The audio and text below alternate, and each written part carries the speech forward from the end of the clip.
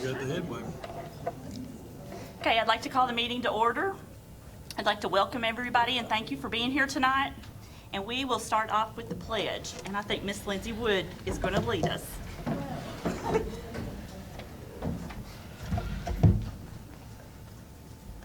Pledge allegiance to the flag of the United States of America and to the republic for which it stands, one nation, under God, indivisible, with liberty and justice for all. Thank you, Lindsay. Just a reminder, if you didn't sign in and you would like to, there's a sign-in sheet up here at the front door. And do we have any revisions? No, there is going to be one other thing I'll talk about under superintendent's report. I want to just discuss basically what my policy is when I receive an anonymous letter, and we'll talk about that. But other than that, everything is good to go. Next, we will move on to recognitions. Okay, it's good to be back at the first of the year, and this is the first board meeting we've had since the start of school to where we've been able to have a new group of nominees for our Mountain Movers program. And we'd like to get started this morning, or this afternoon. I'm still stuck on the morning. That's pretty good, ain't it? I showed up late to my own meeting this morning, so I've been late all day. But our Mountain Movers program, of course, has been that we would recognize a certified and a classified employee for their work here in the school district. And as you know, during opening day, we talked a lot about engineer pride, and that pride stood for taking personal responsibility and delivering excellence every day in our school district. And today's nominees and recipients are examples of employees that take pride in what they do each and every day. And we have a lot of employees that do that, but these are the three that we're going to recognize today. But one of those is not an employee, and this is the first time that we're going to recognize a community member, somebody that went above and beyond in helping us to deliver excellence for our students. And our first nominee, and I'm going to ask LW if you'd come forward with this one. And our first community mountain mover is Miss Kathy Samples. And Kathy is a lifelong resident of Estill County. She was named the CEO of Citizens Guarantee Bank in 2008. She's been married to her husband Charles for 45 years, and she has one child and 4 grandchildren.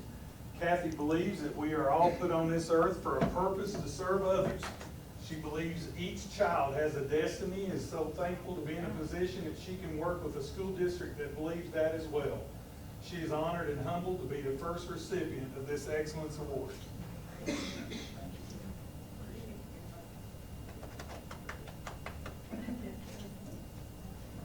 And also as part of that, as all of our nominees will, that we will also present them with a Medal of Excellence for the Estill County School District. And Kathy, we are very appreciative of what you've done for our students and for our school.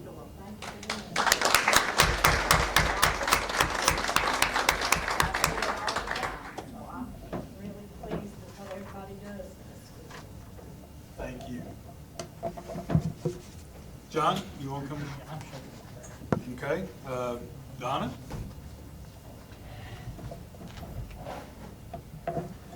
Our next recipient is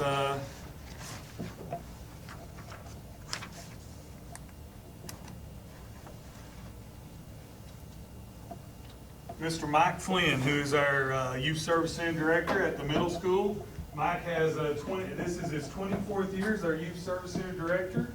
He's also the District Europe Coordinator. Mike has served as the past president of the Family Resource Youth Services Center of Kentucky Coalition and is currently their secretary. Mike says that he loves working with middle grades because those are the make or break years. Those are the years that you can have the most impact. Mike, of course, is married to Kathy, who also works in their district, and they have 2 children, Aiden and Annison. Mike, we appreciate what you do. Thanks. And as also, we will award you with the Medal of Excellence for what you do for our kids each and every day.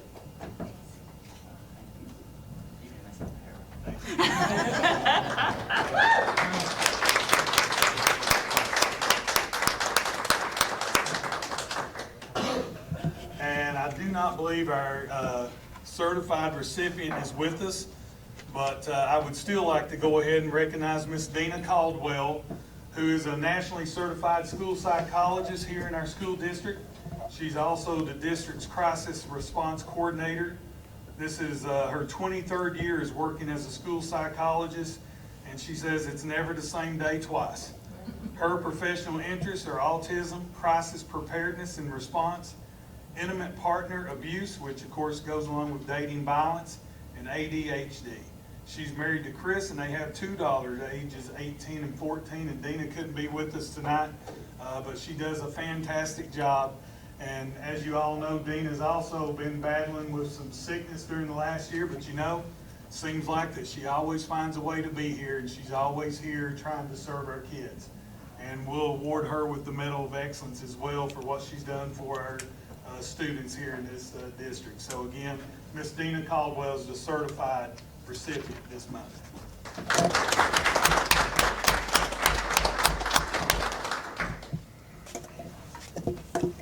Okay, moving on. Next on the agenda, we have our architect presentations. Okay, I'm just going to, I'll start out. Here we have our 3 presentations today. And Sabrina, what we're going to do is just have you come forward, introduce your team, and then they're going to make their presentation tonight for the board.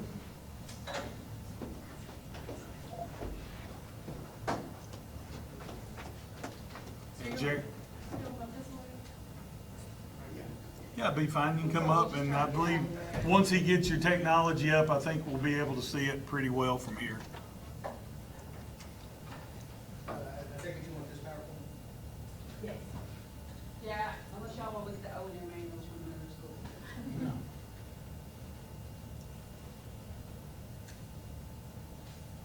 So what we're gonna do is we'll have the PowerPoint, we have a little PowerPoint, you know, we'll kind of do the spiel, and then we'll take a break, and then, we minimize it and do the video.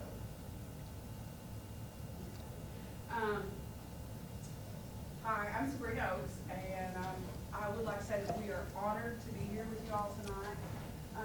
You can go ahead, and I'm going to motion you so that you can advance the slide. You can go ahead and do it. As I said, I'm Sabrina Oates. I'm with Tate Hill Jacobs Architects. We are an architectural design firm in downtown Lexington. We have been in business about 40 years and have specialized in educational facilities since 1985. With me tonight is Lori Father. She's our marketing director. I also brought Michael Hughes, an architect in our office. He is an expert on building envelope technology. And Chris Howard, landscape architect and principal at Carmen.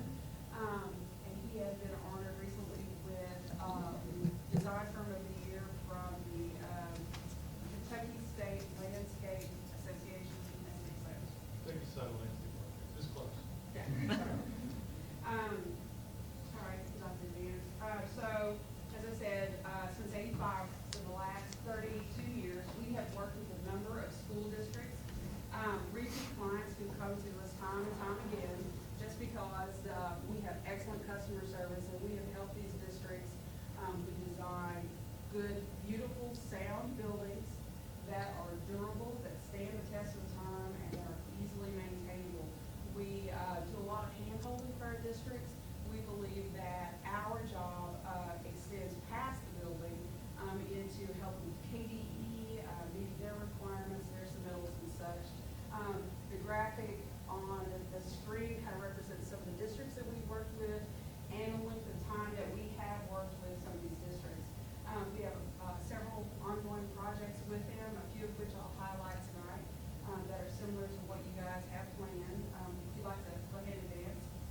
The first project is an MSU Welcome Center from Morehead State. That the owner wanted a kind of a showpiece building to mark the gateway onto their campus and to serve as a recruitment piece for new students. Oh, okay, awesome. Our next slide is Frederick Douglass High School in Fayette County. The school just opened. Y'all may have heard it or seen it as you drive into Lexington on Winchester Road. This is a $63 million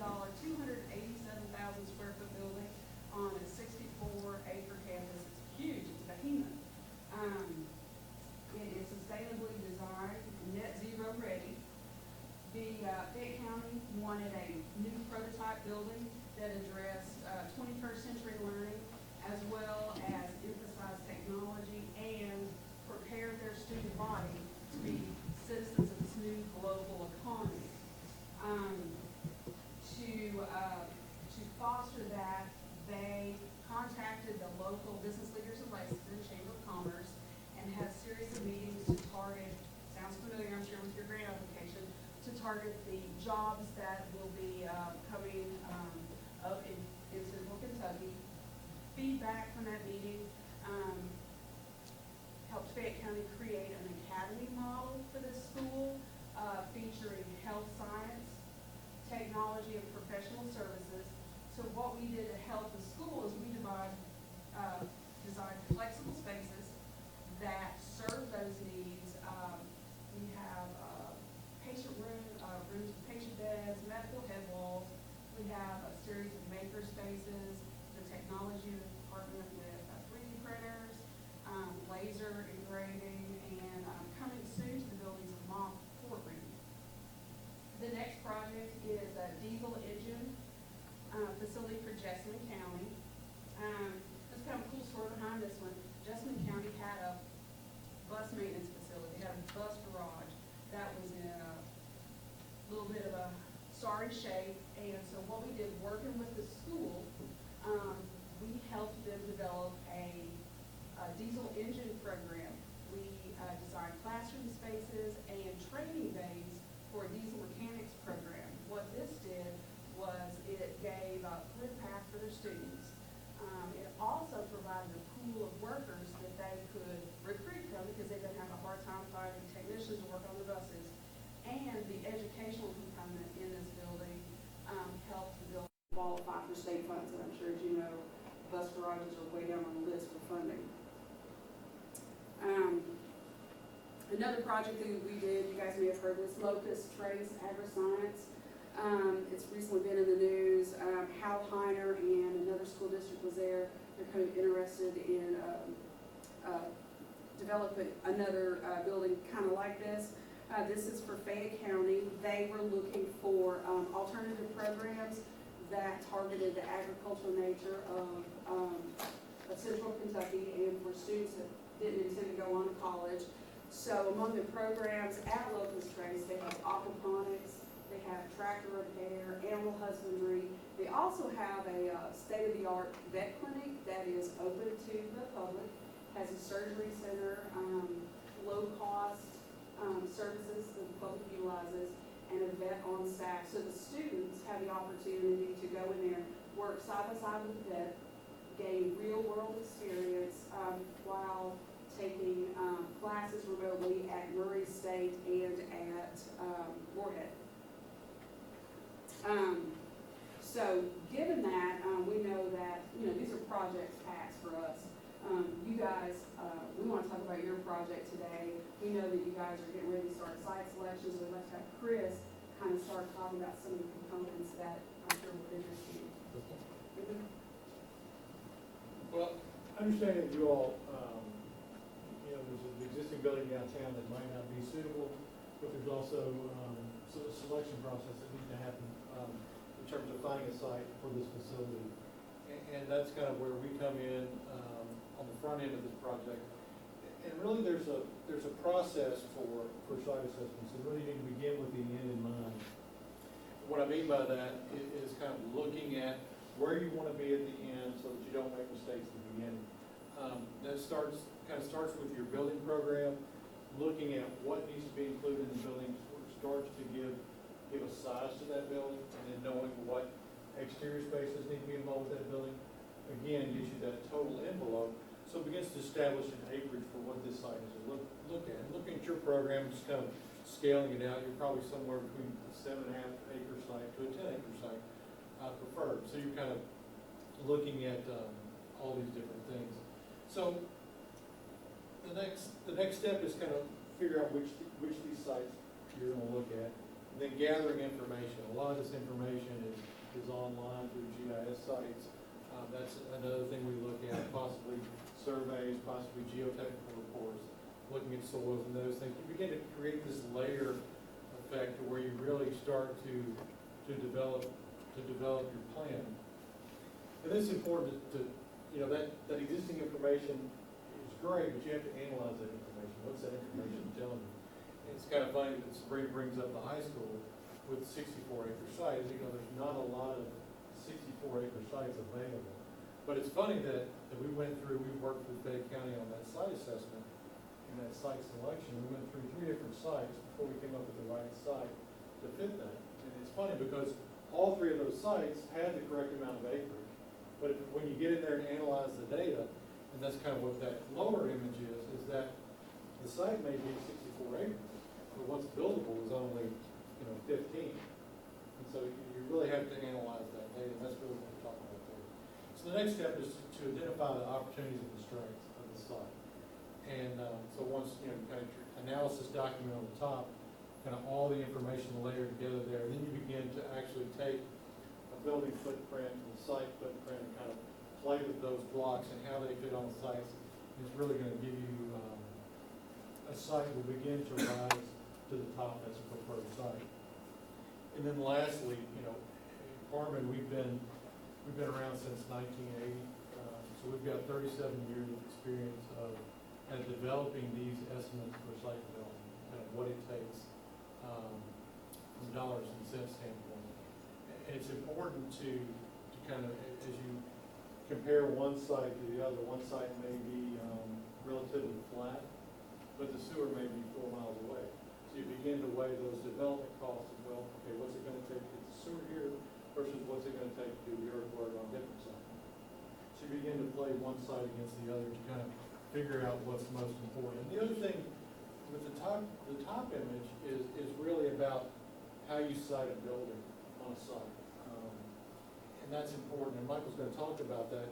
And what you need to look at there is kind of your long-term operational costs and how that is affected by which site you choose. So, understanding that the site has not been selected and that it will ultimately have a big impact on any design that's appropriate for that site and for this district. In spite of that, to just get the ball rolling and to have something to talk about tonight, we have developed a very preliminary design looking at the program. And so really what we're trying to demonstrate here and showing what we've come up with just in this preliminary way is a critical and a creative eye towards that building program that you presented and that vision that was outlined in the grant application. And a flexible layout that could adapt in many ways to a variety of site conditions. So we had that in mind. And if I just click on over here to the kind of schematic floor plan, really a logical organization of those building program spaces. And so the way it kind of shook out for us in many ways was that there are kind of 3 large programs that need large lab spaces, tall spaces, overhead doors, and that inherently are a little bit less energy efficient because of that very nature of a garage door being up at any given time. Now, there are other programs in the building that are strictly classroom spaces that need to operate like classrooms and that are inherently more energy efficient. And so those kind of program spaces for us started to separate out into 2 bars. One story, kind of 1.5 story tall, kind of tall spaces, and then a 2-story bar with these classroom spaces in it. So, of course, we looked at efficiently stacking restroom and mechanical spaces in that wing, and we really wanted a design that demonstrated in a variety of orientations, actually, a potential for maximizing daylighting through the orientation, clear story, kind of high windows that bring light into deep into spaces, and even in the middle of the building. And solitudes, which is another natural daylighting way of getting light deep into like these large spaces. So we wanted a dynamic entry sequence, a light-filled lobby, you know, some generous architecture to the thing. And above all, what we're really trying to present you here is not so much a design to take or leave, or to like or not like even in some ways. More than anything else, we're wanting to kind of demonstrate a promising start, demonstrate our design abilities, the ability to think critically about this building program and make a response, and just to build confidence that our design services, that we can serve as a and respond ultimately to your needs. So what we've done, we've actually made a little video slide through of this preliminary design, and I'm going to try to talk you through it. And so I guess what you're saying is that both of those decisions were to help operating costs. Sure, and really, yeah, I mean, that kind of efficiency that I was talking about really ultimately ends up in dollars and cents. I mean, that's kind of the bottom line of it all. So as this kind of video fly-through kind of starts off here, we're kind of approaching one of the building entries, a secure vestibule. On this side, although again it can be flipped depending on the site, entered by the high school students and staff. Directly across from this, through this glass entry, the adult education staff and students. This volume containing the administrative on the first floor and that adult education with the health sciences up on the second floor, right above that. Zooming back, seeing those large lab spaces, construction technology, advanced manufacturing, and the automotive program. Those tall spaces with the overhead doors. Zooming around, you can start to see this kind of popped up volume, daylit on three sides, the entry lobby off of the secure vestibule, a kind of generous daylit space with a staircase as you actually enter into the main building. And this kind of, again, the two-story classroom only wing that houses the IT department and the business IT and engineering technology programs. Again, you're seeing generous windows, durable, low maintenance materials, brick, metal panels, and metal roofing here. Again, seeing the solar tubes kind of in the middle of those very large, tall spaces to bring daylight deep into them. The automotive program, you see the kind of car in one of the bays, and advanced manufacturing and construction, which needs these kind of tall spaces by KDE standards. So what we're actually going to do here is actually cut a slice through this building and look into it. So actually slicing through that secure vestibule now and looking into this lobby space, this two-story daylit space. And you can see the large spaces on the left there and this lobby space on the right. And the second floor corridor actually being lit with clear story windows, high windows from above, but then looking down into those large spaces from the second floor. So a very dynamic space, even in the very center of this building. So just cutting through the classroom buildings again on the right and those kind of open spaces on the left, the stair at the other end of the building, vestibule, and that automotive program.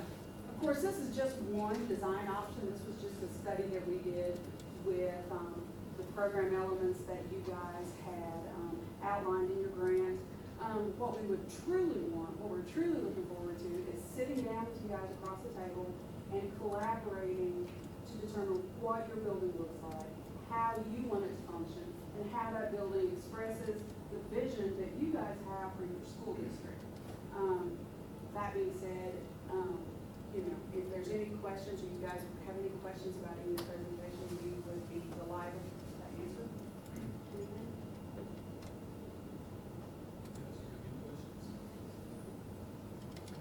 What's your opinion on the building manager, what you call that, construction? It is obviously an owner's directive. We have found a lot of smaller projects don't necessarily use construction management because of, just to save the cost. 10 million is about the cutoff, and you guys are kind of right at that point. We would be delighted to work with a construction manager, get him in early, and have him kind of collaborate with us on the best construction techniques. So if you're looking to work schedule, a construction manager is a good option.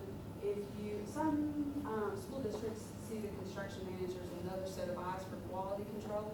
That is typically not what they do. They are more schedule and budget and kind of coordinating subcontractor packages.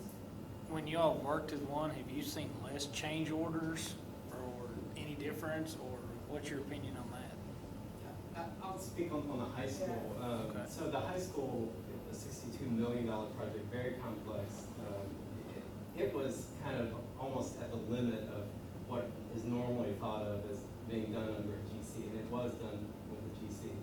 And we've had great success and low change orders on that project. Now, we happen to get a great, I mean, we think that we were a good design team, but we got good contractors, and the whole team was good, you know.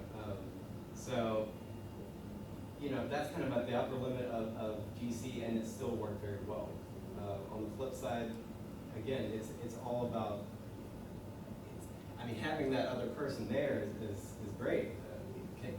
Can be, and kind of that direct subcontractor package through the owner. It's kind of owner preference, but it may add cost. It does add a little bit of cost. It doesn't necessarily affect change orders. Our office has less than 1%, I think it's 0.8% of change orders. That is our average, and nationally it's 8%.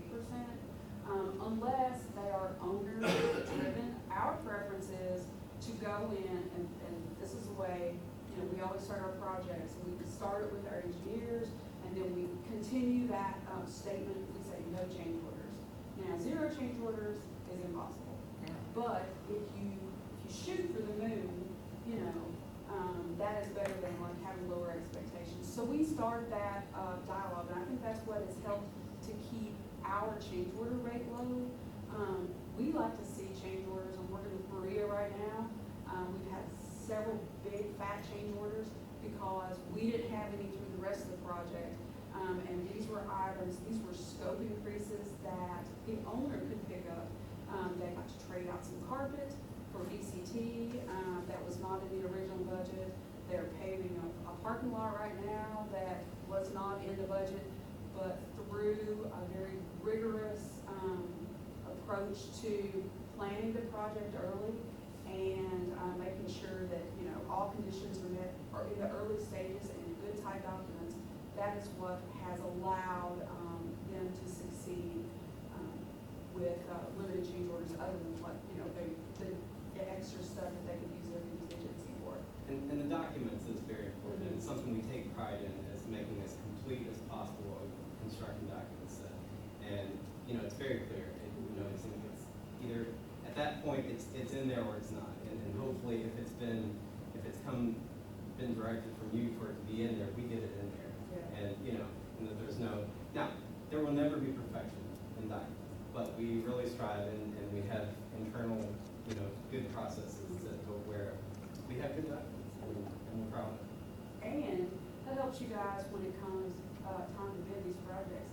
Contractor gets a set of drawings, it's a little iffy, they don't quite understand anything, so they just throw money at it. And so that raises the price at bid time. And so, we try to eliminate, hey, we don't want that uncertainty. We don't want the prospect of change orders. We don't want to come to you and say, hey, you're going to be screwed up. But then at the same time, that protects your budget. So. Thank you.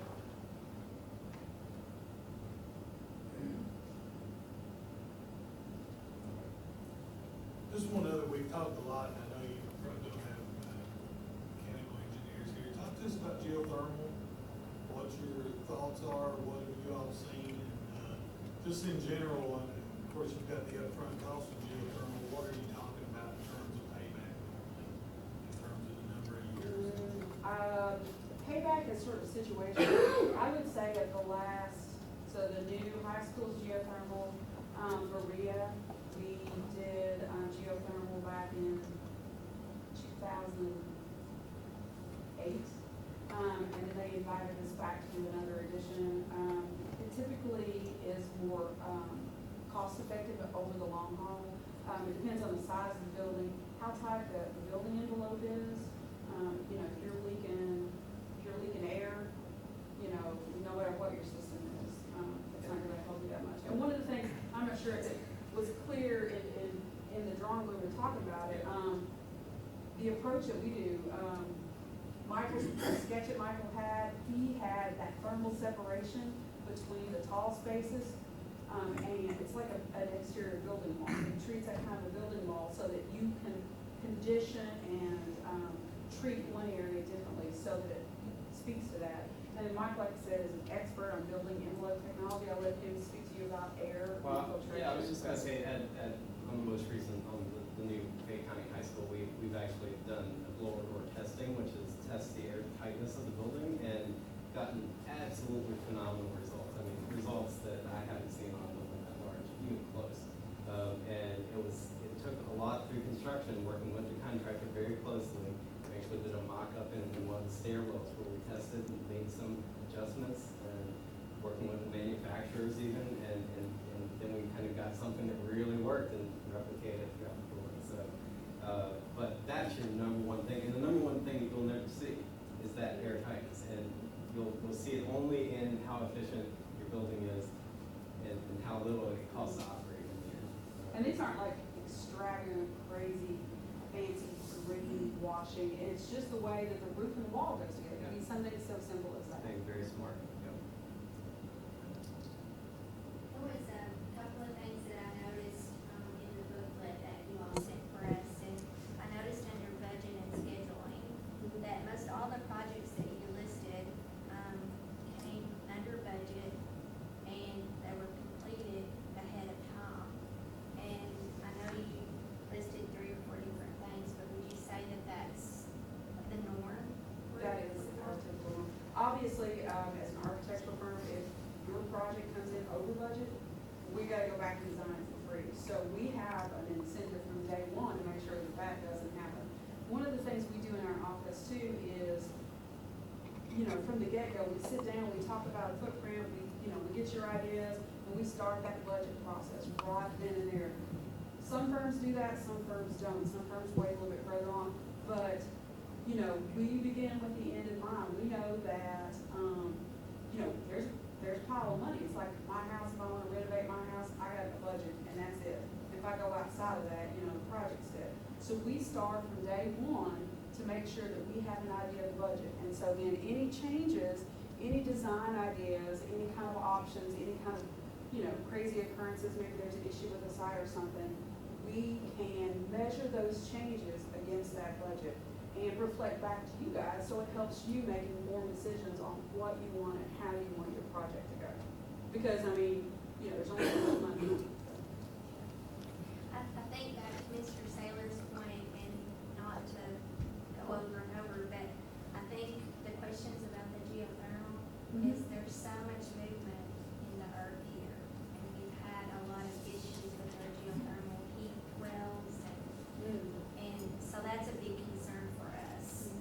So I think both the geotechnical, but also our engineers would weigh right in. And we work with a variety of engineers, but some of the two that we work the most with, both are just absolute experts in geothermal. So and we really value their feedback on those questions. And once you start in the site selection, that would come up immediately in evaluating whether it's appropriate, whether it works in this, you know, kind of geography or not. And you make a decision that, you know, you don't come necessarily with a preconceived.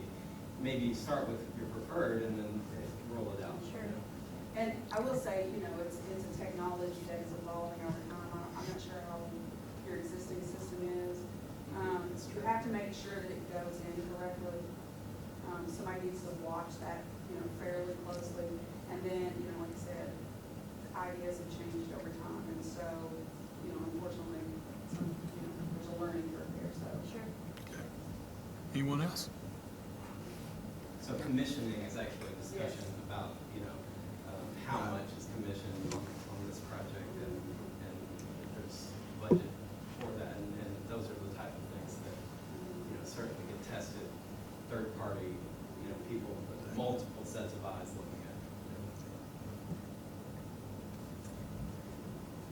But we had a client that, we were speaking with the school district, and they were building a new school. It had been a long time since they built a school. It's been about 12 years ago, I guess, when they were building this. And one of their maintenance staff was really in it, he was really kind of invested in this. And he would go put his lawn chair across from the side and watch stuff going in. And he just happened to catch the geothermal well.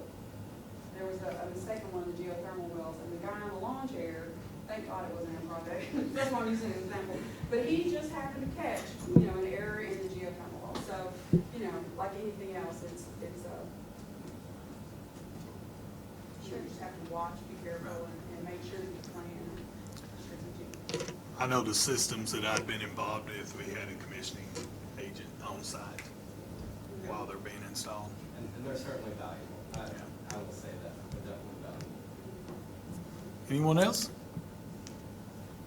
Well, we thank you all for your time. Thank you all. Thank you all so much. Well, thank you for letting us be here and share with the awards. It was very touching. Thank you.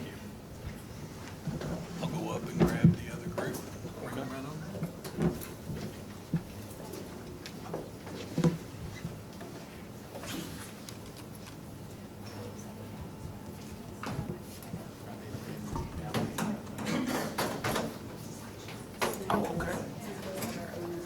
Thank you.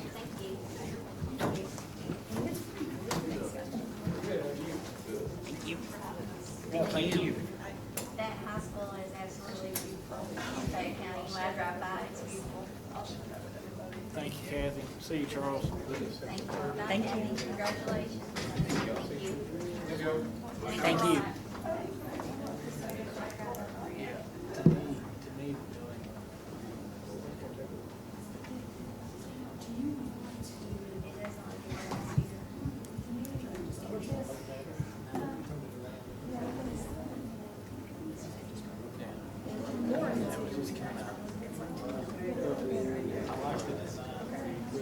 Stuff that you can control, climate, breathe, energy efficient.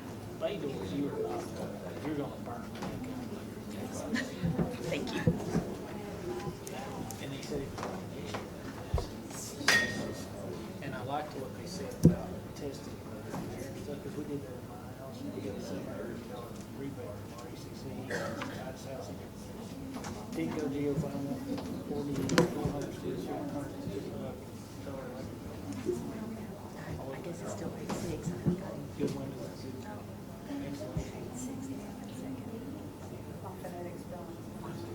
Yeah. No, we don't need your advice, I don't like it.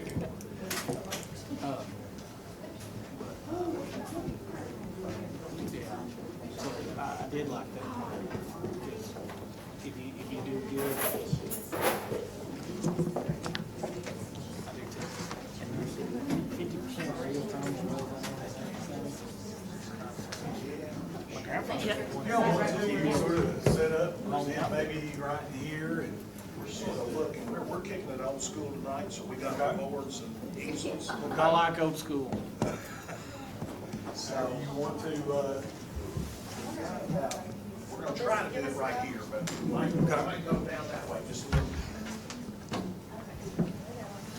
Give us just a minute to get our no, easels you're set up. fine. We have plenty of time. We appreciate you all being here. Okay.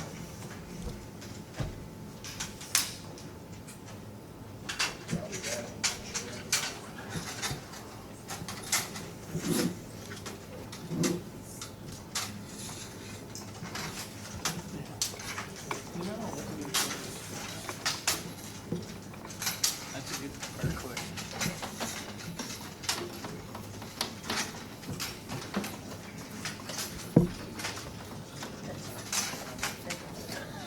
Need to use my phone? I've got two accounts. You're welcome. Oh, you're welcome to use mine.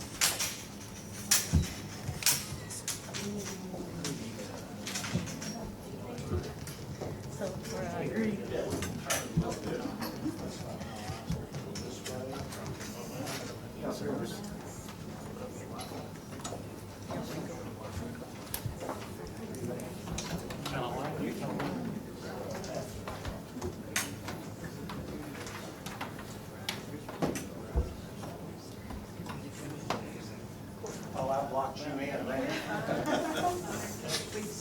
We did not want to hear about the budget tonight. We put her outside. It's so exciting. We tried to lock you out, Angie.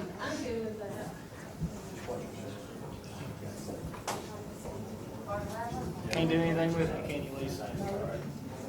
My wife's already give up on me. You might as well Y'all ever heard about a guy paints himself in the corner? You did it?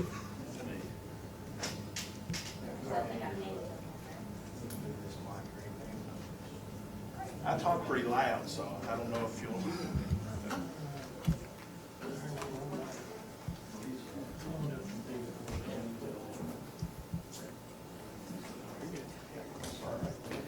My wife will say, I should eat. They think she's a good.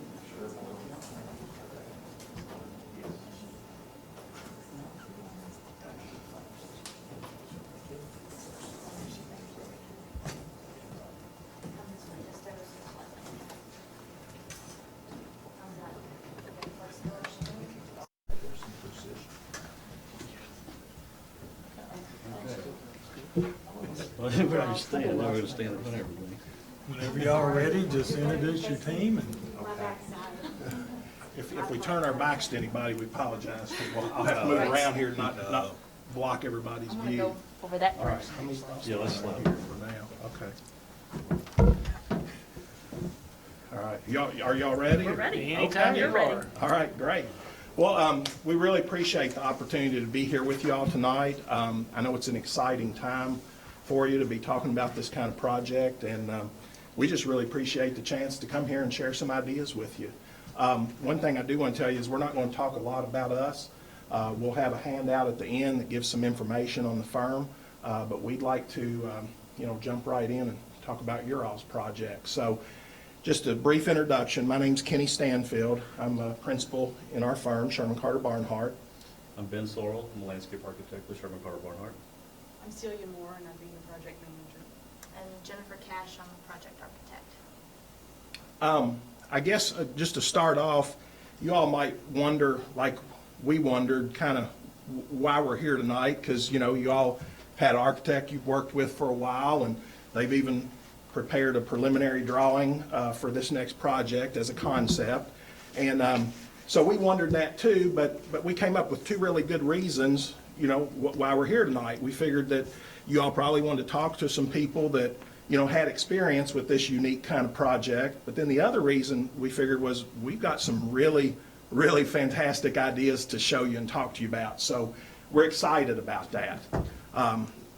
So I guess just to start, we appreciate the information that you all shared with us because, like some of our clients that we've helped, you've put the packet together and applied for the grant, and that pretty much dictated your program areas and that sort of thing. So when we got to looking at your all's project, though, and we saw the proposed two-story plan, and we thought, we'd probably do this differently. So let's just put our heads together, the experiences that we've had that we know work, and let's see what we can come up with. So I just wanted to go over some of the issues, that we see with a two-story design, and that is that the high bay, and there's in these kind of projects, you got low bay spaces and high bay. The high bay is where your auto tech is, your construction technology would be another one, industrial maintenance. Those are considered high bay spaces.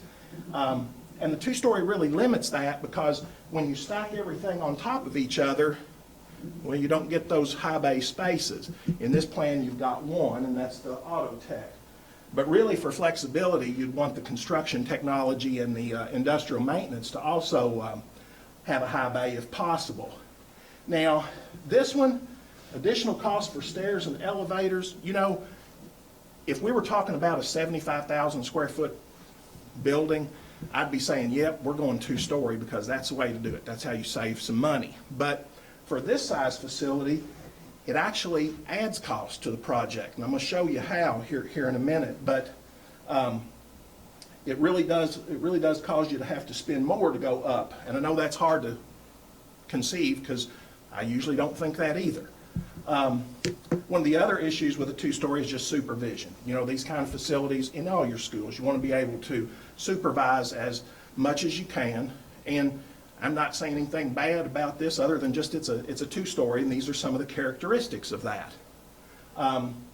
The other thing, and we did this a lot too, when you start thinking about these kind of projects, you just start drawing big rectangles and you say, well, there's one of my program areas and here's another.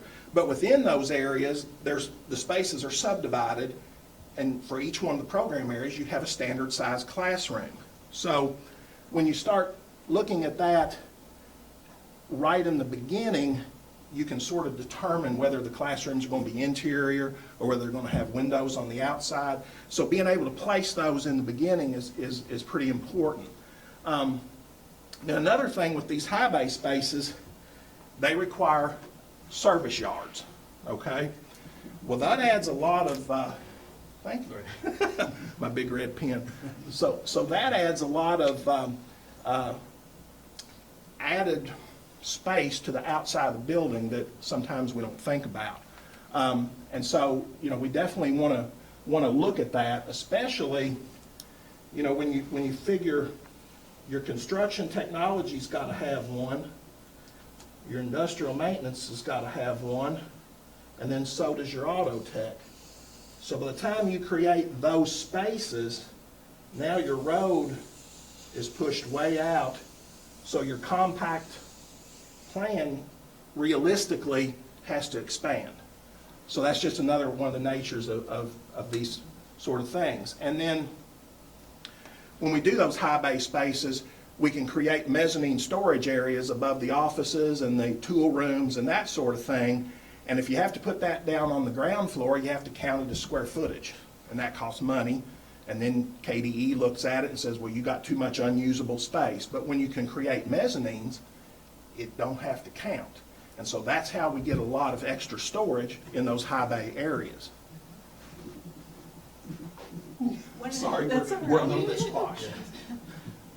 One of the things from looking at this plan that we found a lot of times in our experience on these career readiness centers is the ability to grow is really important as your program grows and things like that. So the site is really landlocked right now with your program spaces on all three different sides. If you wanted to add another program in the future, that could be difficult to maybe fit in a good way on this site. So that is one thing to take into consideration, and Ben will talk about the site impact of that here in just a few minutes. The only other thing I want to mention about the high bay spaces is right now you kind of got three entities that governing bodies. There's a lot of acronyms, but CTE, that's Career Tech Education, and then the workforce folks, and then KDE. Those are the three entities. But CTE, they're the ones that dictate the program spaces, the sizes, and that sort of thing. And in their manual right now, they have 20 program pathways. 10 of those are high bay spaces. So obviously, there's if you can think of flexibility and, program changes over time, the more high bay spaces you can get, the better off you'll be down the road. And we're very familiar with the standards of the Office of Career Technical. Actually, we worked with them 10 years ago when programs were written. So we helped them develop what you're seeing in all these new career techs that we hear and see today. I'm sorry to turn my back to you, but like I said, with the low tech, we have to do a little bit. You can go ahead and talk about the site selection. So we also understand that a component of this project is to find a site. We've done that for a lot of other districts across the state. And one of the ways we do that is we developed a matrix to identify the physical constraints and opportunities for any particular site, and a fairly simple rating system to assign a value to those. Sometimes you might just think the acquisition cost is the determining factor, but if you think about the development costs associated with that, do you have to extend utilities? Do you have to add roadways? Do you have geotechnical issues? Those are all things that we help you weed through all those elements and provide a good score to help you choose the best site. And back to what Celia was pointing out earlier with regard to expansion, the hatched road you see in gray here is really all that's required to support this facility as it stands. You can see the building can easily be expanded to the north, and You can add a loop road, add additional parking as your needs change in the future. So we've talked about issues, but we haven't really showed you solutions. That's one thing I always tell my folks, you know, you can tell me what we're doing, but, you know, if you're not going to suggest a change, then, you know, I don't need to hear it. So we'd be remiss if we didn't show you, you know, a concept that we think adds a lot of value. So the one, and we're proposing a one-story plan for the reasons that we talked about. But this is the idea. There would be an identifiable entry here, and basically a short corridor here and here. And so all of the spaces that you all have said were going to be in your building are the same. You know, we know the program spaces can't change. It's just how you put them together. That's where the flexibility comes from. And so we've put those together in a way that we think is a good solution. The efficient plan, one of the things that we have found, because you have students that aren't here all day, you know, in this building, they're going to come and go. You may even have students from another district also in this space. So having a breakout area, a place for them to gather, and it doesn't have to be large. This is one of those, but having a space where they can charge their personal devices, you know, maybe they can grab a snack while they're waiting for either the next class or the ride back to their school. We think that's important. So we have that student commons area right there. And you want to talk a little bit Sure. about the...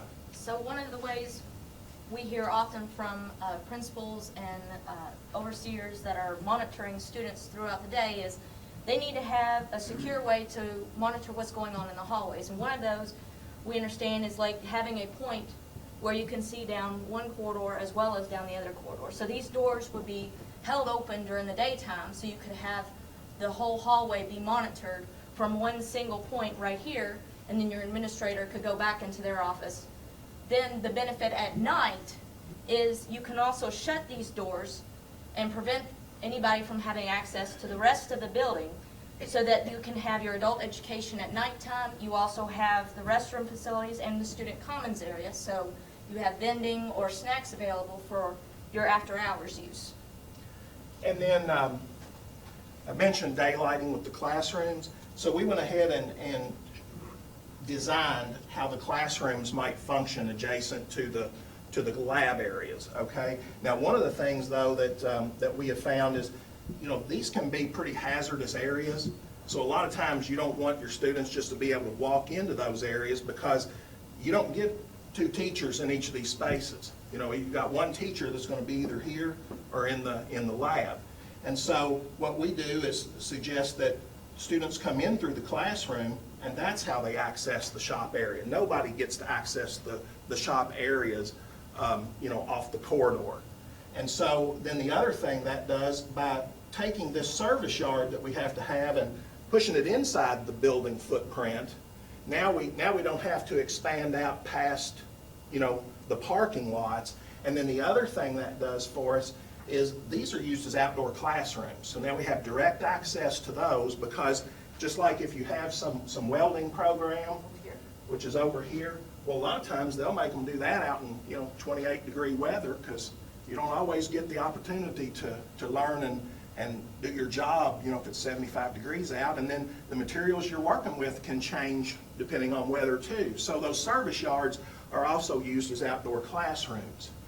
And so this arrangement gives you that ability to do that on both sides. And we've actually done a health science center like that, and they actually can pull the ambulance, you know, from the local hospital in and have first responder training right there, right outside the door. And so it just makes a lot of sense for adjacencies. And then also, I know, at least when I went to school, we were still dealing with rusty tractors and chain link fences. Now we got past that, but still it's nice to be able to secure those outdoor yards and even screen them from the neighbors, you know, depending on where the site may be. And so we try to do that with that as well. And then we also mentioned the additional storage. The mezzanine I was talking about would be right above these spaces. And that would be open to all of these areas. So with the lift, you can get up and down and get that you know, equipment that you keep. Maybe you're teaching in industrial maintenance, HVAC, and that's where you put the units you're going to work on, so you got a place to store them. And so that works out really well. We've had projects, honestly, where the programs changed before construction was finished. And by having a lot of flexible spaces, these programs can change. It's a lot easier to move some equipment out than try to raise the roof at some point in the future. And so the more flexibility we can build in, at the beginning of the project, that just makes a lot more sense, because what you all are embarking on is an incredible journey to improve your students' abilities to have work when they leave high school or advance when they go on to college. And so it's really important that the physical building supports that in any way possible. And then just for future, again, we always want to make sure that we leave some space where it's easy to add on to the building, because as these types of buildings continue to grow and become more popular, it's a great problem to have, to run out of room before you even open the building, because that just means that interest is so high, to affect the lives of your students. So we always want to try to plan for that as we go. And then I guess the last thing that I wanted to mention, just sort of the proof in what I've been telling you, we made sure that our scale, that we were apples to apples. And this one-story scheme that we're proposing is actually 3,000 square feet less than the compact two-story. And if you figure that by $200 a square foot, that's $600,000, that can go somewhere else, or, So there is a great deal of efficiency in this type of building arrangement. And so that's why we were excited to tell you about these ideas. And it's just based on projects that we've done and the experiences and the successes that we've had using these kind of strategies. So with that, I'm just going to open it up to you all and ask any questions you might have. Again, we just appreciate the opportunity to be here and share this with you all.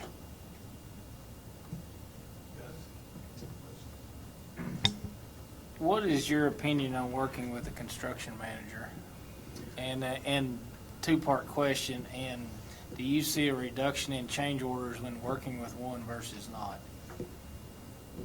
Well, the first part of your question, we've had a lot of experience working with construction managers and general contractors as well.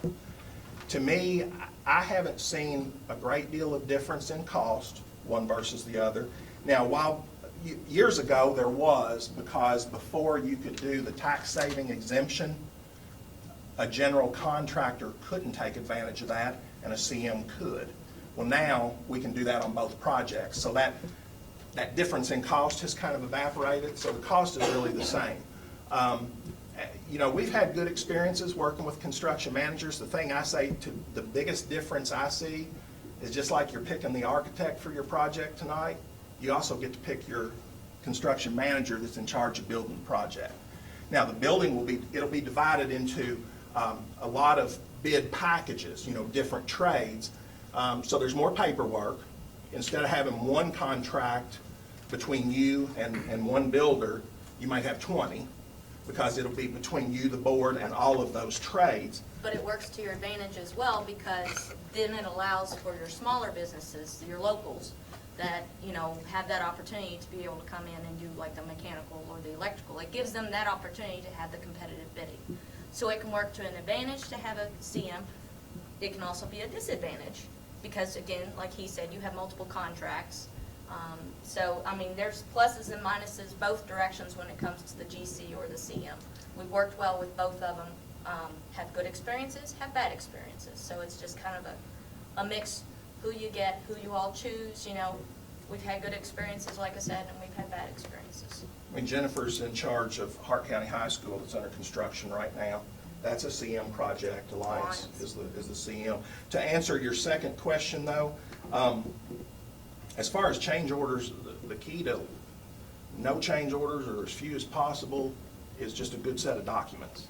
And I guess whether you've got a general contractor or a construction manager, but I will say that on a construction manager, when you do run into an issue, there tends to be more finger pointing, because with a general contractor, I just got one source I go to. Okay, it's on my drawings right here. Don't care whether you like it or not. You tell your man to install it just like it says. Sometimes you can get two subs that said, well, I didn't provide it, wasn't in my package, and then another guy said, well, it wasn't in mine either. So that's a little bit of where you might run into an issue of who's responsible. So that's been the biggest thing. But again, change orders, it goes back to just producing a good set of documents that's Typically, clear. change orders mean it's gonna cost us more money. Not always. No. There are deductive change orders as well. Yeah. I mean, if, We for like example- those usually aren't a problem. Yeah, you rarely hear about those, but actually there are deductive change orders. I've had them on more than one project, where you go out there and you think, I'm going to bill for the worst of situations because I don't have enough information at this instance. For example, if you're in a renovation, you're only as good as what the existing drawings are or something like that. So you have some give in there. Well, turns out the conditions aren't as bad as you thought. You can get some money back that way. Same can be true for a new building, and I can't think of a great example in that instance. But I've had deductive change orders. The biggest risk that we see for change orders, and it is a risk because until you get that building coming up out of the ground, I mean, you know, we have to do a geotechnical report, but, you know, those are just borings, you know, so many feet, and sometimes you can run into stuff underground that's just uncharted. But once you get the building coming out of the ground, you know, we don't ever come to the board and say, oops, we made a mistake. If we've made a mistake, you don't ever hear about it. We just take care of it. We don't have many, but I'm not saying, you know, nobody's, you know, 100% perfect. But we really do have a rigorous process where we give our drawings to another team that's never looked at it before so that they go through it before we ever put it on the street to bid, to try to limit that kind of. When I reviewed your packet that you presented to us, in your packet you noted that your company has less than 1/4 of 1% in change orders. And what that is talking about is actually, that would be change orders that were our fault, right? Is that, or due to existing? That's just, yeah, AE change orders, 1/4 or 1%. And the reason that's so low is we, like Jennifer said, we just finished Taylor County High School and for Roger Cook, and that building is a big high school, and it finished at a lower cost than it bid. And so we were able to find ways to save money going through. So, you know, there weren't any change orders on that one. Well, there were, but they were credits. So it actually cost less. And I noticed several of your projects that you listed, they came in under budget and under time. Yes. A lot of times the CM can actually jump on board with a site prep package, for example, which means that they can go on and start getting the site prepared prior to the construction documents for the building being 100% complete. Takes a lot of coordination, but a lot of times, you know, when you have tight schedules, that's a good way to do it, is to get out in front of it, get the site plan, get the site base built so that, you know, when you get the rest of the building done, it's just seamless. You're not waiting on anybody. You just bid those packages and they arrive on site and have a building pad. So that is a way to really lessen the time. So. It also means that there's an expedited design process. It means, you know, you have the meetings, you knock out the information. There's not a, what if we did this, and next month, what if we did that? It's, if you have everything ironed out, then you can move forward and get it out the door, then you can beat the schedule. Yeah, we set the schedule with you all in the beginning, and we maintain it. You know, if you came to us and said, here's what we want, you know, if it simply wasn't possible, we'd tell you. But if we commit to a schedule, we don't miss it. That's just something that, you know, you can't. Kentucky's not that big. You know, superintendents talk to each other. You can't have too many missed deadlines without a lot of people knowing about it quick. So, you know, that's something that we really take seriously. I think another issue that's been on all of our minds is about the heating and air and about the geothermal wells and how to provide the best for our school. And I know LW has asked a lot of questions about that. Could you speak to some of that for us? Yeah, I can, and I apologize with the amount of time we were given, we sort of had to pick what we were going to talk about, but I'm glad that you asked that question. We have 3 area technology centers, early college and career centers that are considered net zero ready. And so basically that means that we were able to reduce the energy dramatically and Now, if they want to go back and add solar panels to the roof, and I don't care whether they ever do or not, to me, it's about saving energy first. We know how to do energy efficient buildings. You know, we've done a lot of insulated concrete form schools. I don't know if y'all have heard of that. If you have, a little bit, I wouldn't recommend it here except for the perimeter walls, because we really need a good durable building. So I wouldn't want a lot of drywall inside the building. But for a perimeter shell, the insulated concrete forms would be ideal, and that's a big energy saver right there. Certainly geothermal is at the top.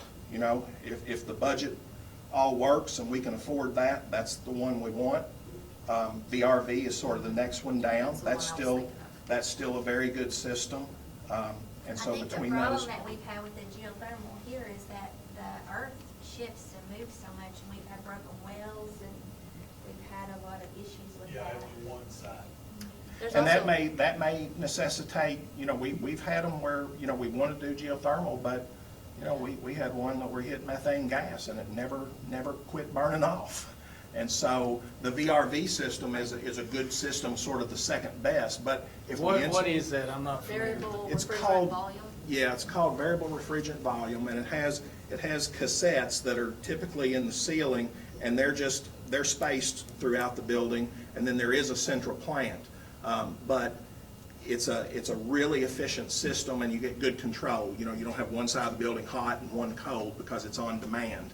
What if the actual units themselves, the compressors are actually located, they can be in a rooftop enclosure, but they have to have exterior air to cool the VRV. The other one that he was talking to, they have a hybrid where you can have the geothermal as well as the VRV system. So you can have a smaller geothermal well field that can help cool your compressors, and it helps chill the refrigerant that's pumped throughout to all these individual units. So, like it would be it's a 3-foot by 3-foot cassette unit, and then it's 18 inches deep. So it allows for, in renovations as well as new construction. We've had great success with them for the past 7 or 8 years now. They're very, very effective. Not as effective as geothermal. We understand geothermal is, you know, top of the line. But if you don't have the ability with that, I mean, VRV Are they a is lot definitely- cheaper than geothermal? They are. Yes. Yeah. On a typical school, you're probably, if I was just comparing, you know, geothermal to the VRV, the well field savings alone is about $300,000. So, and that's on a typical size, you know, school. So it is significant. It is significantly cheaper. And again, I'm familiar with the geothermal well tied to the VRV system. We saw 2 of those put in my former district, so. I mean, very- what were your experiences with that? I mean, did you feel horrified, We or saw, were you? we saw immediately about 60% reduction in utility costs for heating and cooling. It's a very efficient system. It's pumping refrigerant to each of the individual One of them's water units. source, one of them's refrigerant. Mhm. Both of them geothermal, but one of them's refrigerant, one of them's water source. And part of it is because of this renovation, so you didn't have the room Right. in the ceilings for the water source heat pump, so it was refrigerant, a lot easier a lot smaller lines to Yeah. get the Yeah. refrigerant through. and one of the things we like to do is establish a budget with you all. Like, you know, if you said tomorrow, this looks great, well, then we'd immediately put numbers to it. Because we don't want to go down the road and then we don't want to miss our budget, number one, but we don't want to make bad decisions based on bad information. And we tell you, oh, you can afford this, and then you wind up not being able to. Or just the opposite. I don't want to tell you you can't afford geothermal, and then we come in $300,000 under budget, and oh gosh, we could have had a geothermal system. So we try to balance our budget early on before we ever get into the construction document drawings. We do a budgetary meeting. Actually, as part of the presentation, we typically try to do, again, we try to edit it down. But part of the process we go through when we first work with you all is we sit in a room and we say, okay, what do you really need? What's the program? Does this work? Then we go through and we talk about the budget. And we do a budget comparison on a chart where everybody can see where we come across and how the totals are. And then we start crossing stuff off if it doesn't work. You know, if we're out of budget, then we need to cross it off. if we have the opportunity to afford it as an alternate, then that's a way that you can build in a buffer, if you will. Alternates in this time, with as many things occurring, catastrophic events like, hurricanes and that kind of stuff, we don't know what the economy is going to be like. So that's one of the ways we work with you during the budgeting sessions, is we talk about what kind of alternates do we want to have out there in the horizon when we balance the budget. The good news is your timing with your project is we no longer have to pay prevailing wage. So, as far as your overall cost impact, that is good news. It's going to cost a little bit less. It's kind of still, the jury's still out on how much, but we have seen some reductions in costs. So, that is something we would look at too. Anything else, guys? No, thank you. We really appreciate it. Thank you all. Thank you. We'll get out of your way quick. You'll take less time. We're fine. Are you all Y'all want to located take in just a small break We are. before we have our last? We have offices in Louisville and Paducah, but we're all out of the Lexington office. I'm not those pressing. I can leave you with a sheet here. This is for you as well. Thank you. Thank you very much for letting us help. I think I only got you one up. It's hard to tell. It's thick paper. Oh, that's okay. I've got business to attend to too. Thank you all. Thank you very much. Any questions too? Appreciate it. No, that's okay. That's okay. I like that thought. And we, Well, and it's important, because your money is not we didn't tell you all Ben's connection, because I understand some people might not have liked his wife's mother, grandmother, but the park is named after her. Oh, really? So, right, yeah, Clara and Stan, that's my wife's grandmother and grandfather. Believe it or not, I read that. Well, on Rising Road. That's And great. Now, I have their, to test Kenny and my I are wife's not aunt and uncle, Jim and Leah, they started a dental clinic, then they donated the land for Rising Park. So I'd be really excited. Small world. This community, it is, we came down and visited the land after they passed away. It's pretty neat. Now, It's nice. I'm sorry? You still have family here? No, not right now, but we talked to who was it, the poor, I guess, P-O-O-R-E. There's a neighbor out there who let us get on the field farms to kind of reminisce and see things, but, yeah.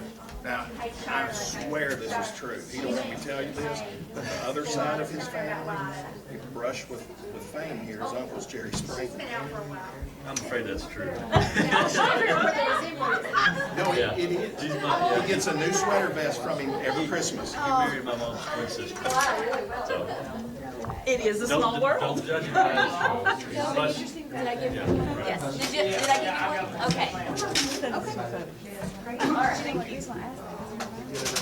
Yes. Yes, sir. Yes, sir. Okay, again, for y'all to come in and sit on this. Oh, it really isn't that bad. We appreciate the opportunity. The big metropolis of Lexington, it's a lot for us to go there. We don't even have Walmart here, so I was looking, I was like, there's gotta be a Walmart and a McDonald's. We have those small McDonald's, but no Walmart, and so we have to drive to Richmond, which is about 20 miles away. That's not too bad. That took us an hour to get out of Lexington. Richmond doesn't have any of the major places. So you pretty much have to come to You have to Lexington. go to Lexington if you want anything. Yeah. Yeah. Gotta make that drive, about once a month. Are we good? I think you do. All right. Thank you all again. Thank you. Thank you.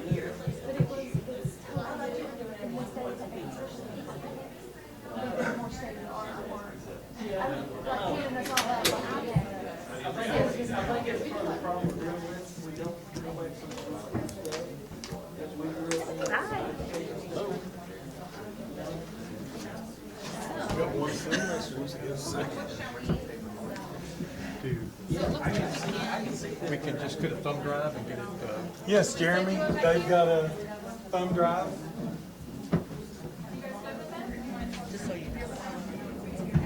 as long as the board's used to it, I guess that's I okay, think or we could. we're good with them showing. Sure. Their PowerPoint here. Okay. We can see most of it. I know Okay. you'll be talking about the writing anyway. so- Right, yeah, yeah. Okay. Sort of, you know, want to present information and we're trying to. We could do maybe a couple on that side and do a couple over here. Does that work? Or it can be, Well, I think he wants to try to get you on the mic. okay, that's fine. Y'all are fine Okay. right there.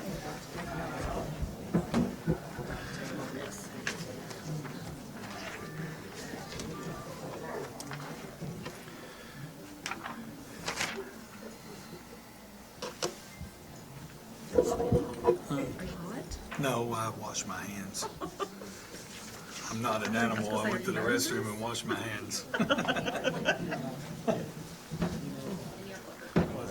not an animal. Can you keep that? Keep this one. Can you keep that?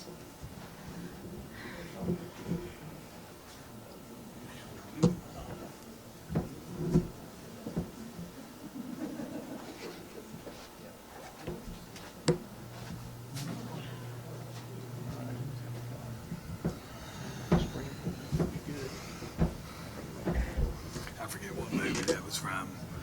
I'm You guys terrible said with that. movies, so. I Don't much. I remember a few, but It's usually been out 10 years before I can get to it. I can remember lines and stuff, but I can't tell you who acted in one of them. Yeah. We're waiting on one of our board members and we'll be ready to go. She Oh, doesn't is she? realize she's being waited on. Miss Donna?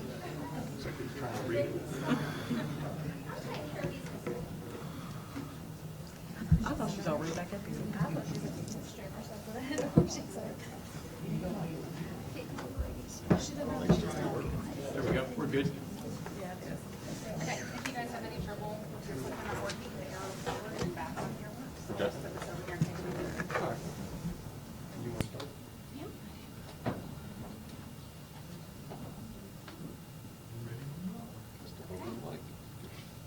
Microphone in a big crowd. Yeah. All right, guys. I want to start this evening with a question for each of you to think about. How many of Estill County's best and brightest high school graduates are going to be able to graduate and find their dream job right here in Estill County? Just think about that for a second. And then think for a second about how many of Estill County's, those same students, are going to be here 20 years from now with families of their own, raising those families in comfort. All across Kentucky, communities just like those in Estill County are seeing their populations decrease. They're shrinking, they're disappearing. You're seeing evidence right now of that right in Estill County schools, where just over the last 5 years, there's been a 5% decrease in enrollment. Unfortunately, there isn't much better news about household incomes. Not only is the income here below the national average, but it's even below Kentucky. And the folks that are part of the workforce in Estill County are actually 75% of them are having to leave to find work. There's good news. You all are an amazing group of leaders with amazing foresight. This project has the potential to reverse this trend. You may not realize it, but this project is actually going to create a highly skilled, highly trained workforce that is not only going to support the industries that are the lifeblood of Estill County right now, but they're going to create a group of folks that are highly trained and ready for any industry that wants to move here. That's super attractive to the companies that want a new place to reside in Kentucky. So it will breathe new life into the area. The thing that's special about this project is that it has that potential for Irvin, Ravenna, all of Estill County's communities. But you need a partner for that project who understands what's at stake, who understands what's on the line. You may realize that Ross Tarrant has worked and had a part in Estill County schools for 14 years now, quite a long time. And over that 14 years, our firm has really, Estill County has become a part of what our firm is all about. So as we look at this project, we are not just here for self-serving purposes. We actually care very deeply about the community, and we are very personally invested in making sure that this project is everything that it can possibly be, because we understand that it has the potential to do amazingly transformative things for all of the students in Estill County. And we know that together, we and you can work to create a huge, bright future for all of the amazing kids that you're currently working to serve. But it all begins with your site. You know, the site selection is the first step to the process. And site selection can be a chore. It can be a challenge. In counties that don't have a lot of land, it can be a challenge finding one site that's worthy. In counties that have an excess of land, it can be a challenge trying to decide which one's best. So, you know, we're here to take you through that step. You know, whether it be one site, two sites, or like a recent county where we looked at 19 sites.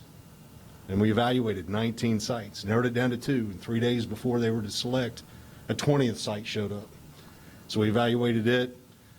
Long story short, they ended up selecting that site. So we're here to walk you through the whole thing. I mean, that's what we do. That's what we want to do. You know, the Department of Education has a process that they want you to go through. And at the end, you fill out some form work and you do a cost evaluation of a site and you turn it into them. And they look at that and say, okay, is it more or less than 10% of the total construction costs to develop this site? We feel that you need more than that. Okay, I personally, as a geotechnical engineer, feel that you needed more than that in order to make a right decision. So we do an advanced site development cost. We don't just look at the earthwork and utilities and whatnot. You know, like I said, as a geotechnical engineer, I'm concerned about foundations. You know, foundations, and that's the stability of the school. It's the base of the school. If it's not right, nothing's going to be right. That's come to help. That's paid off in the past. We had a client that we looked at, you know, a half a dozen sites with. They had one that was a favorite. They said it's flat, smooth, it's going to save us $200,000 in earthwork. Okay, great. We went and looked, started evaluating all 5 of them. Got down to that one, and it was a hollow fill. Started looking into that a little bit more. I talked to the contractor, and he assured me that the hollow fill was not done in an engineered manner, and it had stumps, and it had boulders, and it had debris in it, which is immediate red flags in my mind, because now I'm going, well, now I can't go with an inexpensive shallow foundation. I got to go with a deep foundation. That deep foundation was going to cost them $500,000 or more than going with another site. So that site wasn't saving them $200,000. It was going to cost them $300,000 more. They wouldn't have known that going in. They wouldn't have known that going through the KD process, but that's the engineer in me. I'd like to be thorough. I like to know what I'm dealing with. I want you all to know what you're dealing with. Something else that we do that others don't is, and I have a master plan site up here, and I know you're just looking at this for an ATC, but we want you to think in the long run. We don't want to pick a site that only works for today, that only works for the next 5 years. You know, if you want to expand this program, if you want to expand the building, how much room would that take? Are you thinking about maybe having an outdoor storage building where you could put materials as the program goes? Or if you have an automotive program, you can put cars in there until they're ready to be pulled into the shop. Or even an outdoor construction area. You know, right now you don't have it on there, but you may want to add concrete work or masonry work as part of the educational, you know, concept, where you can go out and you can pour concrete stem walls and slabs and you can lay block and brick to give them a hands-on experience on it. So what we want is we want to make sure that you all don't have regrets 10 years down the road, 20 years down the road. We want to make sure you have all the information you need to make a good decision to choose not only the best site, but also the most economical site. Okay. So when Lath is talking about, you know, what happens with talking about the economy and looking at sites and making sure that sites are appropriate, that cost is also carried forward when we talk about energy savings. One of the things that we were, you know, challenged with is that West Irvin stayed on its existing site. So that, you know, on one hand made it easier for the board, for the district, but it was a challenge for everybody because we had to build that in phases. So compliments to your staff and your principal and everyone that worked hard to let us go through that process. And so here in the end, you have West Irvin, which is twice the size of the original school, and is operating to where you're paying the same utility cost. It's not like your utility cost doubled. And we take this whole energy thing very serious, okay? And so, you know, with all of our facilities, we want to partner with you and have that conversation to talk about what kind of aspects are going to be especially challenging in an area technology center because of the energy use that that represents with all the different programs and things like that. So we want to come together and have a strong envelope and try to take the steps we can and look at how we can go about making that a cost savings effort there. Now, one of the other things that we want to talk about with you is about your industry partners. One of the things that we know is that you've got like a health component here. And so, you know, the idea of how do we go through that, you know, Rosstar, besides having an in-house site and having a civil department that Lath heads up, we have Silka here, who is actually part of our interior design. And she is amazing, and she's going to kind of walk you through from a health science perspective what things she's been through in the past. When we design your facility, attention to detail is imperative. We want to get with you and with our expertise and combined knowledge, gain additional knowledge to make your spaces as best as we can to meet the needs of your programs. In doing so, and for example, you know, I've had instructors who have told me before, like in one instance, I want 3 sinks for my nursing lab. I was like, okay, why does she want 3 sinks for her nursing lab? Because I wasn't familiar with the program. But she said, you know, if we provide a sink that has a motion sensor, and then if we provide a sink that has a knee activator, or if we provide a sink that has foot pedals, then we're going to prepare the student to learn in an environment that will aid them in any job or position they get, in any kind of environment they end up in. When we design head walls for labs, head walls can be fully loaded, and by fully loaded I mean all of the utilities are hooked up and they're ready to go. Or they could be mock head walls. So the electricity might be hooked up, but all of the rest of the panels of the face plates that are on this device, they're just there for show, to teach the student. Well, we had one instructor that asked us to provide an exact duplicate of what their local hospital had. So she was hoping to gain 2 things. One was she wanted to provide a real-world experience for those students.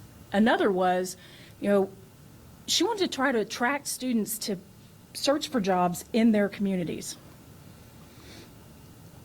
At Clark County ATC, there was an instructor that had a very unique request. She wanted to have a crash cart, and she wanted us to design a space for a dedicated space for this crash cart.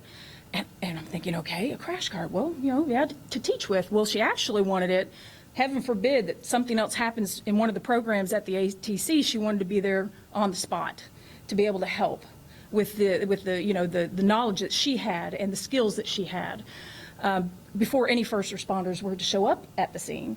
So I thought, what an idea, this is brilliant. Because again, you know, I wasn't familiar with all of the health sciences, but I've learned through the years.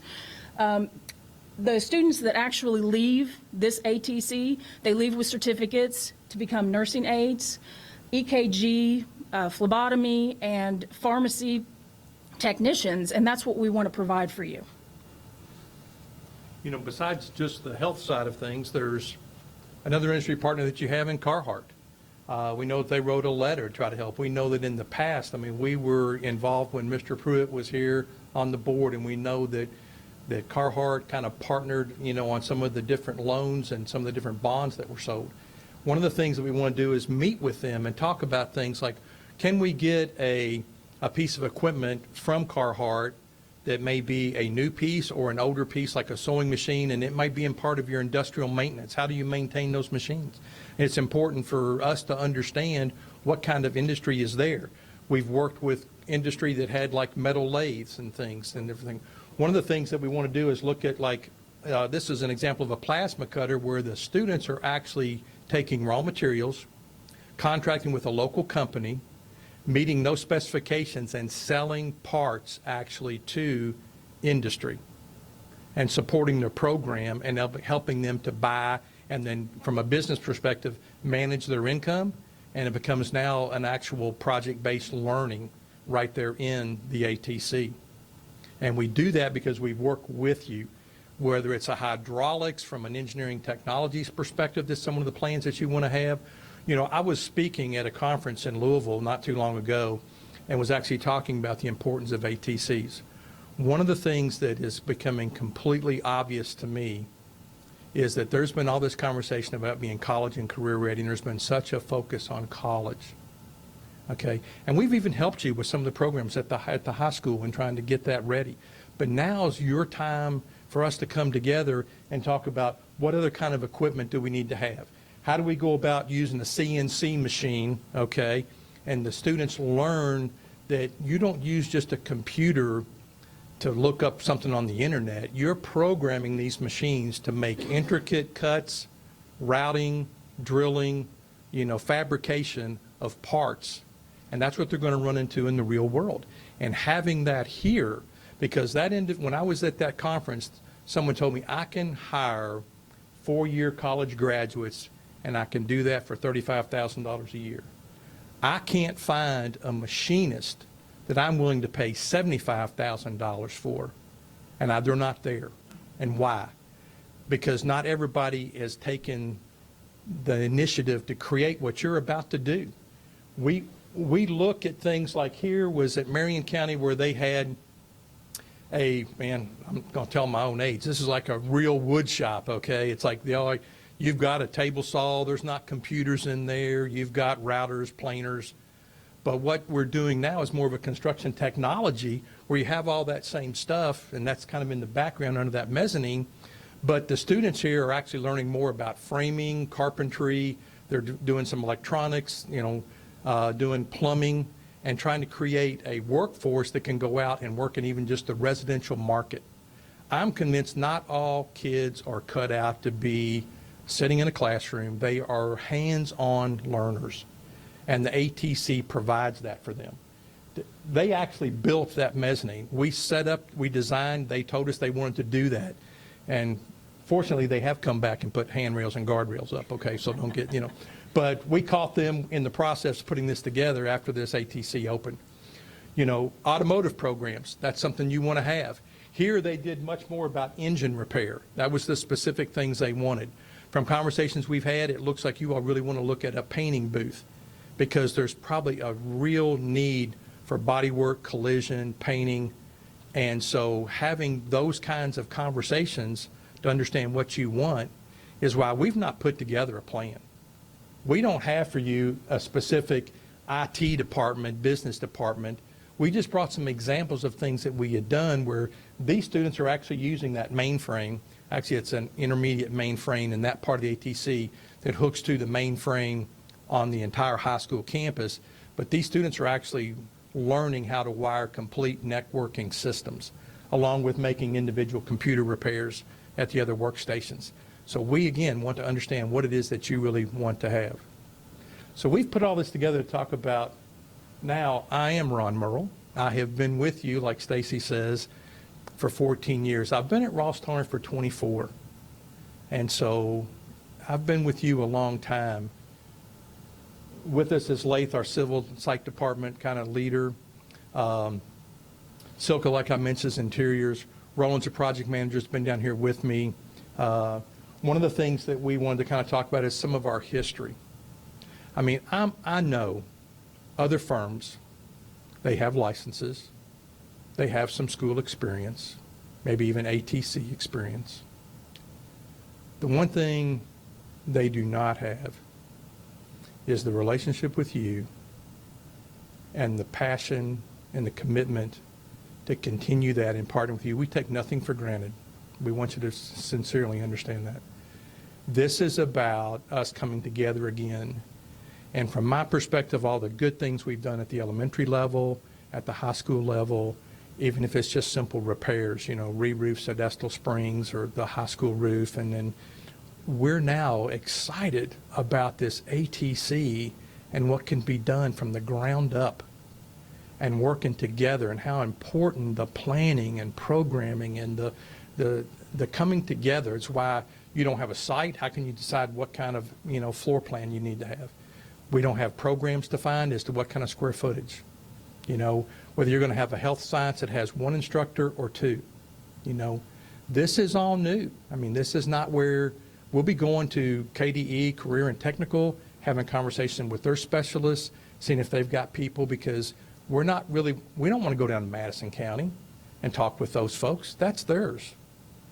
This is now where your students don't have to travel to Richmond to try to get some of this. And we think this thing can explode. We think that because of what we know, that there are students here that are going to want to come to this in a whole new light.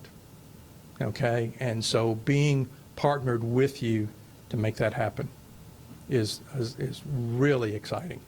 And we know the impact it can have for your students and staff, but also for the entire community, like Stacy was talking about.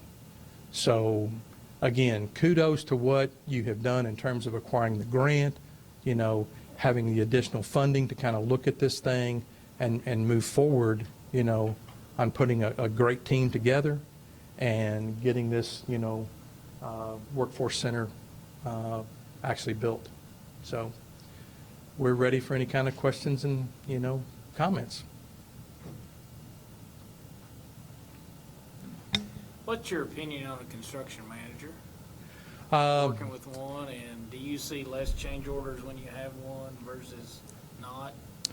You know, one of the things that happened in 2008 is the market kind of tanked. And with that, I personally think that there were a lot of good subcontractors, contractors that left the marketplace, either by retiring or going to other locations, Florida, Texas, Atlanta, those kind of things. We've seen people relocate. You know, I would tell you that right now there is a movement toward, you know, more CM activity because of having that construction manager on site, you know, all the time. Right now we have a high school under construction with a CM and an ATC that we're working on. It's on the drawing boards right now to go with that high school, and we'll go with CM. And so, you know, I think that there's, you know, an opportunity with a CM to have a hands-on person there representing the board, looking at that from a day-to-day standpoint. On the change order side, I'll tell you that's kind of a, I hate to say this, it depends. I mean, if you've got a good general contractor with great subs that he's put together, a lot of times he won't be the low bid. Now you've got a general contractor that's put together some people, just cobbled together a group that has the low bid, but you don't know the quality of everything you're going to get. And I would tell you that we've had some of that here recently at South Irvin that made it difficult for us to get that project done, and would have loved to have had a CM be there on a daily basis, you know, especially on a larger project. Okay? Good question. What else is on your mind?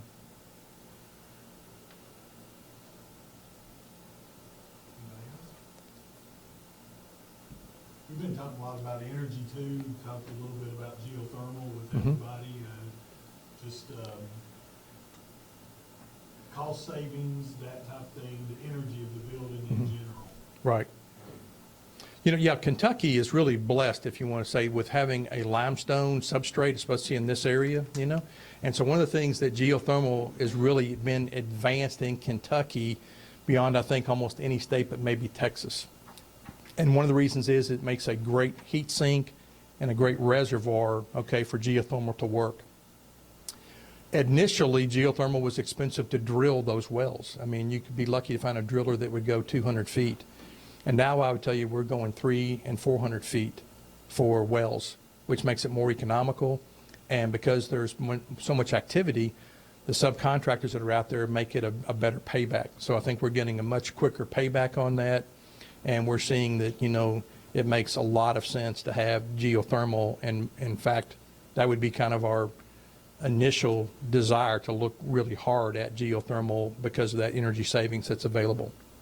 The other thing is, like what I talked about, is the building envelope. You know, we really take a lot of care in how that goes together, and want to actually have conversations, because this is an ATC, with whether we end up having, you know, automatic, you know, electronic doors and stuff like that. When you raise those overhead doors, you don't want somebody to have to sit there and pull them with a chain. You want to be able to push a button, get that door down. We've done exhaust systems at the automotive lab, So they hook those up to the tailpipe so you're not opening an overhead door just to kind of vent the place, okay? So there's a lot of opportunity to look hard at different systems in terms of how you can save energy. And that's critical because I said, like, you're going to have a lot of equipment, you know, drawing a lot of power in terms of just your connected plug load. So you want your building itself and that envelope and the building itself to perform above, you know, the average. Okay.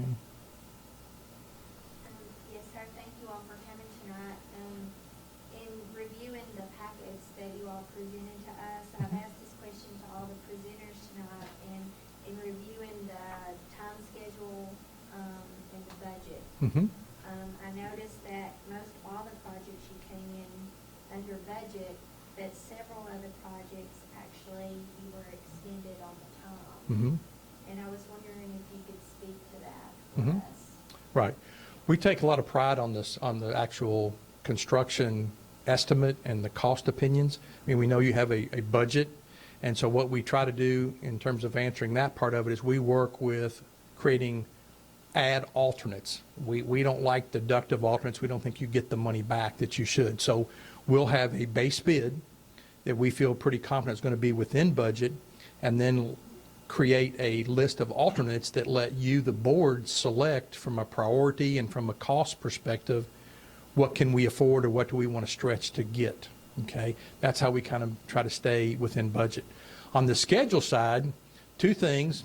We can't control Mother Nature in terms of whatever happens with the weather, and unfortunately, I can't control the contractor either. And that's why I like the idea of a CM, because they're there then and can understand exactly whether they're not manning the project properly, okay? Because we're there, you know, 2 or 3, 4 times a month. I mean, we'll be there for regular progress meetings, monthly, pre-installation meetings, you know, that happen probably intermediately between that, and then even making special visits, you know, for, you know, specific conditions that are there on site. But to have that CM or somebody that's monitoring that, because yes, that's where I was telling you that my opinion has started to waver a little bit about the whole general contractor versus CM, especially after they made it possible for general contractors to actually use the change the purchase order savings for taxes, the tax savings, where the board could enter into purchase orders on themselves with the general contractor.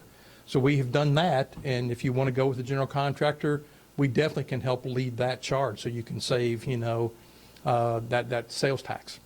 But with the schedule, again, it comes down to the nature of what was going on with the weather, and then, you know, most of the time what happens is you get one subcontractor that might not man the job properly. Like if a mason doesn't get there and get the walls up, then the steel can't be installed for the roof, and then you get into bad weather, and then that's what kind of tends to delay, and it's hard to catch that up. No. I appreciate that. I just wanted. No, that's great. I appreciate you taking that time to review that to that level and understand that we're trying to be transparent about what we've got, and we'll always do that. So other comments or? Well. Just a comment, West Irving is a beautiful school. Well, thank you. I mean, you know, that's like I say, and if we had come in with a floor plan, we would never have driven West Irving the way it ended up. We would never have drawn that. That would have not been how we would. It was only because of the staff and coming together and the phasing and how all that worked out, and still creating now. I mean, in fact, we talked about whether to try to put some before and after slides, because people tend to forget what was there. It's like amazing how fast that can happen between what, you know. You're not going to forget. I changed classrooms, I think, 6 times in a year and a half. Right. But it's been, like I say, thank you so much. It's been a pleasure, and we are, like I said, committed to you as just a group of people trying to do the right thing here for kids. I mean, that's what it's about. We know that the board hires us, but we pledge that we're all about what really is the right thing to get your students, you know, career ready. All right. Thank you all. Thank you. Appreciate that. Okay.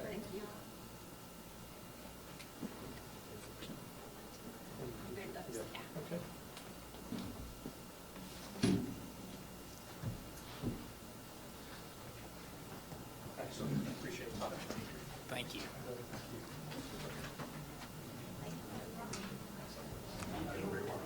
Yeah. Thank you. Thank you for coming. Appreciate it.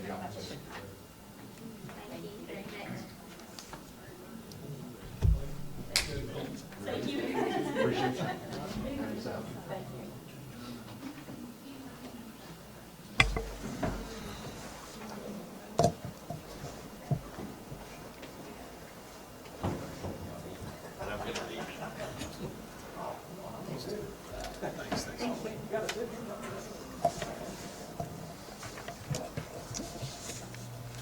This is sort of how y'all wish to proceed here.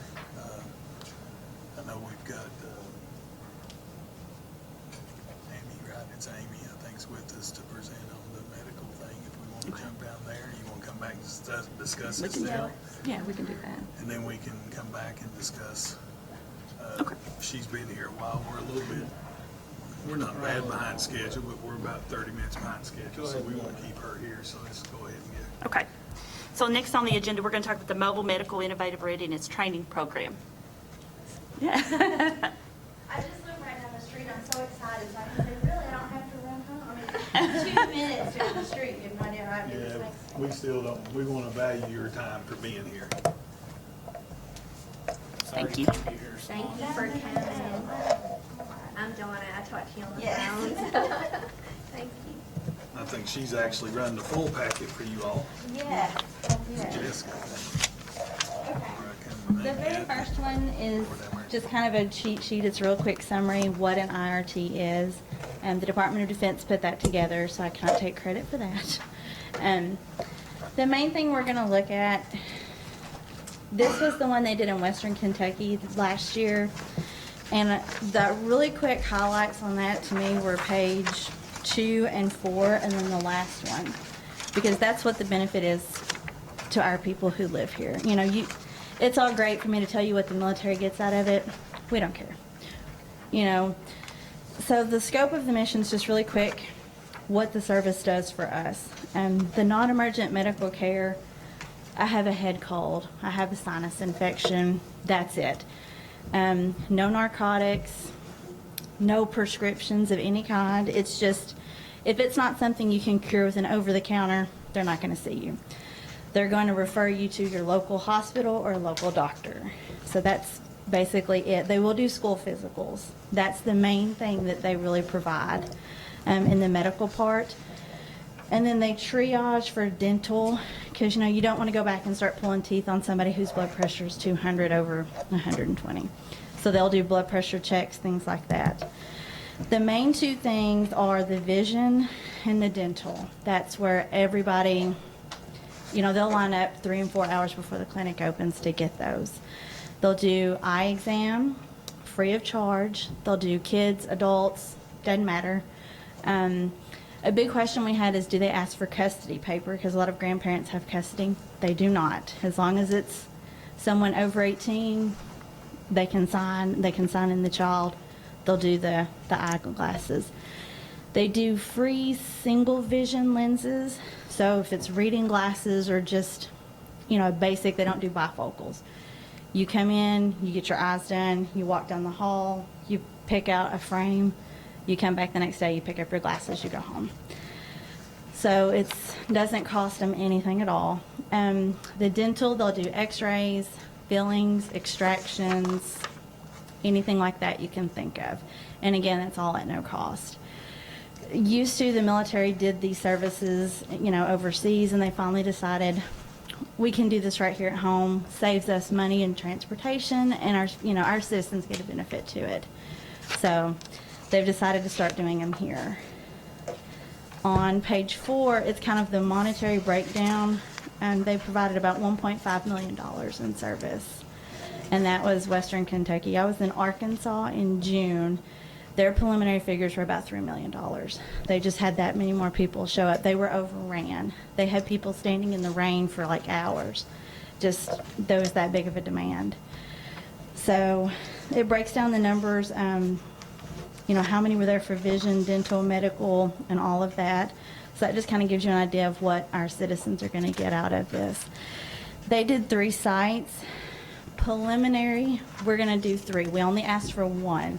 And then we met with the 123rd out of Louisville who's gonna be doing it, and they said, 1, you're gonna be overran, forget it. So they suggested we pick at least 2 more counties, and so we said, okay, being from here, I popped up and said, what, Estill County? And they were like, sure, we don't care. So right now it's looking like it's going to be Owsley, Estill, and then Lee County. So each county will have 1 clinic.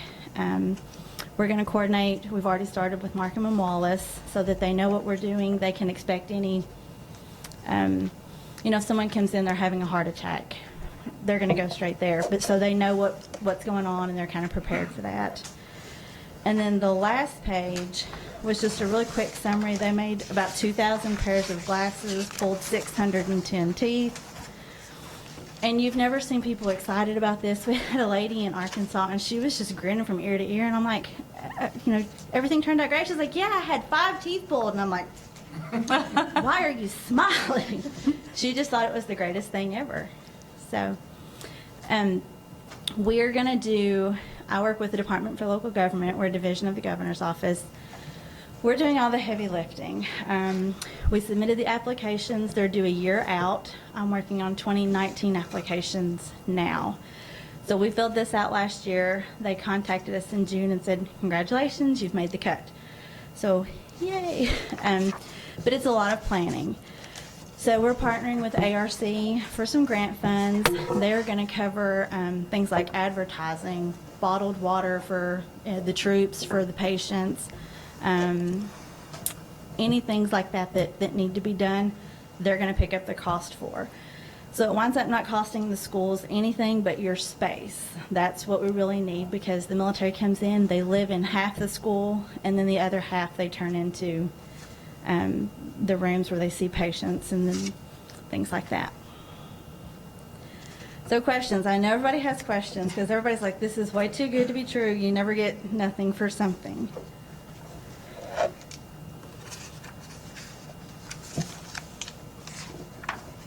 We have talked about the time frame on this as well, that it would occur during what's called the dead period. It's the last of June, the last week of June, first week of July. Right. We asked for last of June, 1st of July, or middle of July, because we know end of school in Kentucky, it's very unpredictable. We didn't want to go beginning of June, but at the same time, it starts early, so we couldn't do end of July.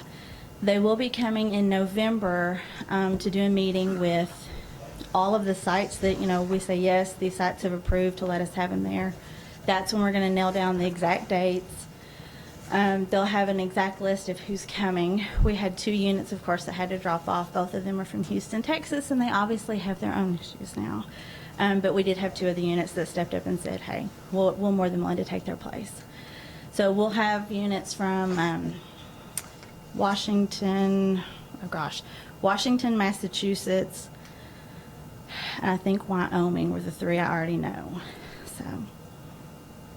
So it will be during a time that our students aren't allowed on campus for athletic type situations. It's usually a time that they call it the dead period for a reason. It is a pretty dead time on all of your campuses. So I think it is situated to be at a very good time. And I personally think it'll be a great service to our community to be able to offer something like this. So, of course, it's at your all's wish to allow them to use the facility. I've got one quick question, and I think I know the answer to this. I just want to verify. Will they be monitoring, make sure that none of our property gets damaged or nothing gets... That's what my job is. So I will be on site virtually every single day while they're here. I'll be split between the 3 sites, but I will be here, and there will be at least one other person from our office. Any damages that they do, guess what? I get to pay for that. So I'm not going to let them tear anything up. But yeah, that's part, we assume the liability when we do that, so that's part of what our office does. I thought so, I just wanted to make sure. They also will reimburse us for some custodial services. If they're going to be using the cafeteria, our personnel, at least one of them has to be on site because of just some insurance reasons and those type of things. And we will pay for that. That's part of our allowable expenses. So they will pay for those things. So it's ultimately at no cost to the school district. That's what we strive for, is for it to be absolutely free to the communities. So is there a need for volunteers, like from community? There will be. And one of the big things in November, I'll be contacting the papers, I'll be contacting you all, and anybody that you can think of that wants to help. We're absolutely going to need volunteers. And whether it's just someone who says, yeah, I'll come help with the sign-in, or sure, I can donate an hour of my time to, show people where to go, anything like that. We want, the military's here for 2 weeks and then they're gone. So they're really big on, we want the citizens to know when we leave, these are the people you can turn to that are still here. And so we think that's a really important part of it. It's great that they come in and find out somebody has high blood sugar, wonderful. But that's not enough if we don't say, here's a doctor who's going to be here that can help you with that after we leave. And I've already put Jessica with Teresa Dawes, and Teresa will help coordinate with some of our local groups in terms of volunteers to assist with this, if you all choose to approve. Yeah, so I spent a lot of time talking to Jessica on the phone about this, and I think the best way to describe it is a medical mission that's done by the military here in our own home county. And I think some of the services that they are willing to provide are very much needed. And so with that being said, I would like to make a motion that we accept her offer of these services for our community and move forward with this. Second. Okay, we have a motion, we have a second. Any discussion? All in favor? Any opposed? Thank you. And I'll be in contact. They had a meeting at the Pentagon this week to finalize budget. So they're supposed to get back with me at the end of this month, and we'll set up the time for November. And I'll make sure everybody knows so you all can be there and be part of the planning. Thank you. Thank you. And you're welcome to leave. You don't have to sit through the rest of the meeting unless you just want to. You don't understand. I'm so excited. People are like, you What else? You don't have to leave. You're just welcome to. I love it. I love getting back home. I'd also ask, if you don't care, let's go ahead and do the budget, and then we'll jump back up and discuss the proposals in case Angie does need to get home or something, and then most of our work will be done here. At least the big parts of our work will be done. So, if that's okay with you? Yeah, absolutely. We'll proceed with the budget. I've asked Angie to go ahead. Angie, if you don't care, so everybody on the public can hear, if you sort of come up where we hear. I'll just sort of jump out here and tell you all that there has been really very minor changes done to the budget since our work session in terms of our general fund budgets. The big thing that we'll focus on tonight is our Fund 2 budgets, which is our grant programs. And if you all have any further questions about any of those programs, we'll be glad to answer any questions that you have about the general fund. But I've got one. Okay. And I don't understand it. When you go to 5220 under interfund transfers, what exactly is that, Angie? The prior 2 years was 0, it was 38,000 some last year, and it's 80,000 this year.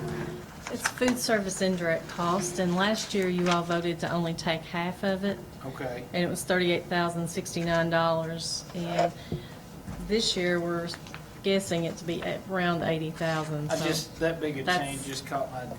In the past, we haven't taken indirect cost. Okay. I remember doing it. Awesome, thank you. Yeah, if you remember, our point was on that food service right now does have, I won't say it's a healthy budget, but they're seeing their revenue or their bottom line increase. So it only makes sense for us when we're sort of in lean budget times to allow that food service program to pay for the utilities and water and those types of things that they use during that, and it just helps offset some of the expenditures we have in the general fund to help our food service program. Right. Is that, okay, you're gonna start on Fund 2 though, right? Is that I what we're will. talking Do you have a about? question? Well, I think it's on Fund 2. I had another thing about it. What page are you on? Page 10. total Okay. under 5241 total interfund transfers. Okay, Title II and Title I work together, and you can transfer Title II monies, which is teacher quality, to Title I to have more flexibility in spending, and we're able to serve our high school students with that through Title I. So that money is actually transferred from Title II to Title I. And I believe it's 100 and, Lisa can help me with this. Yeah, Title II is 136,000, I think, this year.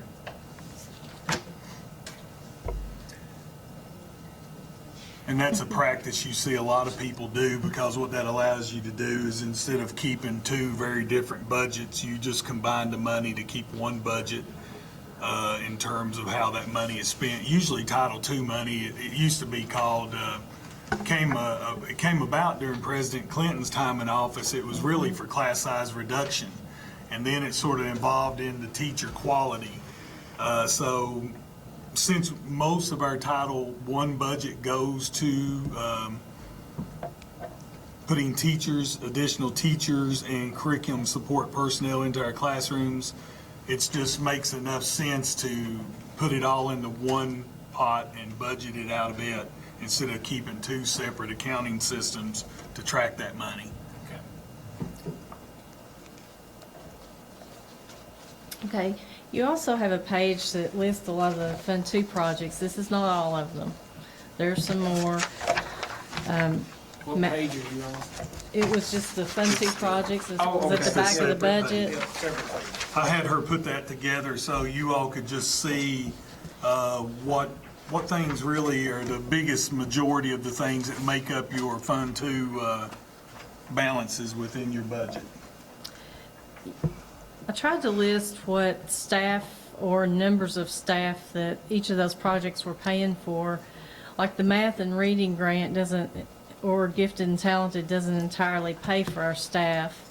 So we have to supplement that, but we've been really creative in trying to use other grant projects to fund those without dipping into the general fund. But sometimes you can't help that. Kits is estimated because those offers will come as the state budget's worked out. Right now, we're guessing it to be about 40,000. You'll see in the budget on the page. And when it says over here like 75% of a math coach, we pay 75% or grants paying 75%? The grant's paying 75%. This is actually what the grants are paying. Okay. The rest of that salary, as she said, we try to pay it out of other matching grant funds, so we're paying the rest of that salary out of ESS. Okay. Since we have a daytime waiver to provide services to kids during the school day, that allows us to pay the additional salary for that person. I would like to mention down there in Perkins Vocational, it's coordinator stipend. That coordinator stipend is a very small portion of that grant. After I copied this, I realized how that looked, so I wanted to point that out to you. There's nobody getting a $27,000 stipend. Okay. I think it's a couple. Yeah, it's $2,500. Yeah, it's $2,500 of that goes to the stipend. And down there at the very bottom, I listed Title II. It's combined with Title I to maximize the benefits. Do you all have any questions? There's been very few changes to the budget other than, and some of them you can't see because it's actually in key codes and it's broken down much more than what you're seeing tonight. Function stays the same, but maybe somebody changes areas and instructions, so we've tried to identify those. You also have budgets for 310 and 320, which is capital outlay and building. That money is budgeted for debt service.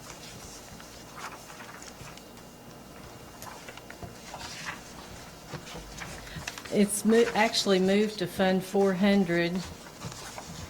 310 is on page 16. It starts on 15 with revenue. Okay, you see the state's money of $210,000 there. And then that money is actually transferred over to Fund 400 where we actually pay the debt service out, and that's a requirement by KDE. And Building Fund 320, on page 17, you'll see the first number is $274,820 is local effort. That's local tax dollars that we kick in the building fund that's required. And then you also see the state down there at 547. That money you also see is budgeted for debt service and transferred to Fund 400, which it's paid out, and it's actually a wash in Fund 400. 350 is an old fund that used to be required for KETS, and they haven't figured out a way to completely do away with it after all these years, so. Angie, just one question, is with the recallable nickel just passing, are you showing the revenue from the nickel in this budget? Yes. Okay, where's it shown at so they'll know? Because now not only are we transferring the required nickel, we'll also be required to transfer the recallable nickel as well into the building fund. No, I think I've told you wrong. It's not on this fund transfer. I So didn't we think will- I saw it, and You're that's why I right. wanted to make sure, so We just will in make that case if you all correction. had that correction, you will be showing another $270-some thousand dollars that will be moved into the building fund as well. Because honestly, in the passage of the nickel, I honestly didn't even think about it when me and you sat down and No, talked we to say didn't. we have to show that now, because that will be additional collected revenue, and it will be collected this fall. So it And will be this- part of this These particular numbers will budget. actually change as our SEEK forecast changes. And that's why it's called a working budget, because it sort of goes up and down.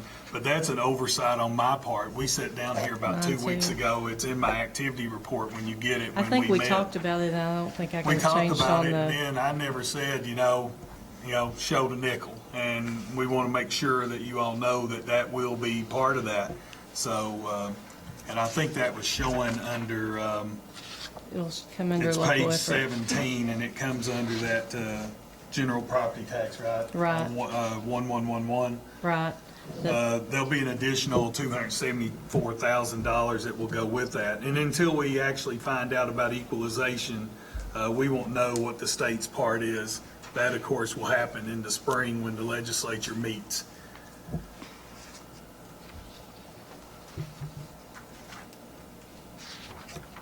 Fund 360 is our construction fund, and we actually don't have projects scheduled right now or anything that's ongoing. We have some old construction projects, but those are budgeted with the project, so there's not a new one for this year.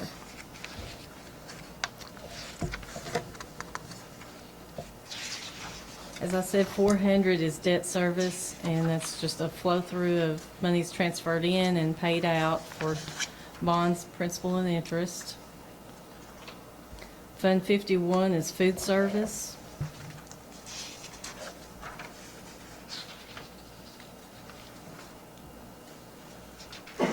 Fund 7,000 is a fiduciary fund for, that one is it's been sitting there for quite a while for an old account. It's like our scholarships. We're just the fiscal agent for those and have no ownership with them. And then Fund 8 is actually the depreciation and assets. I would also like to point out on our contingency is on page 8. It's at 2.1 million, which is about 8% of our total budget. The state requires us to have 2, and they recommend 3, so we're doing really well with having that. Do you all have any questions, or?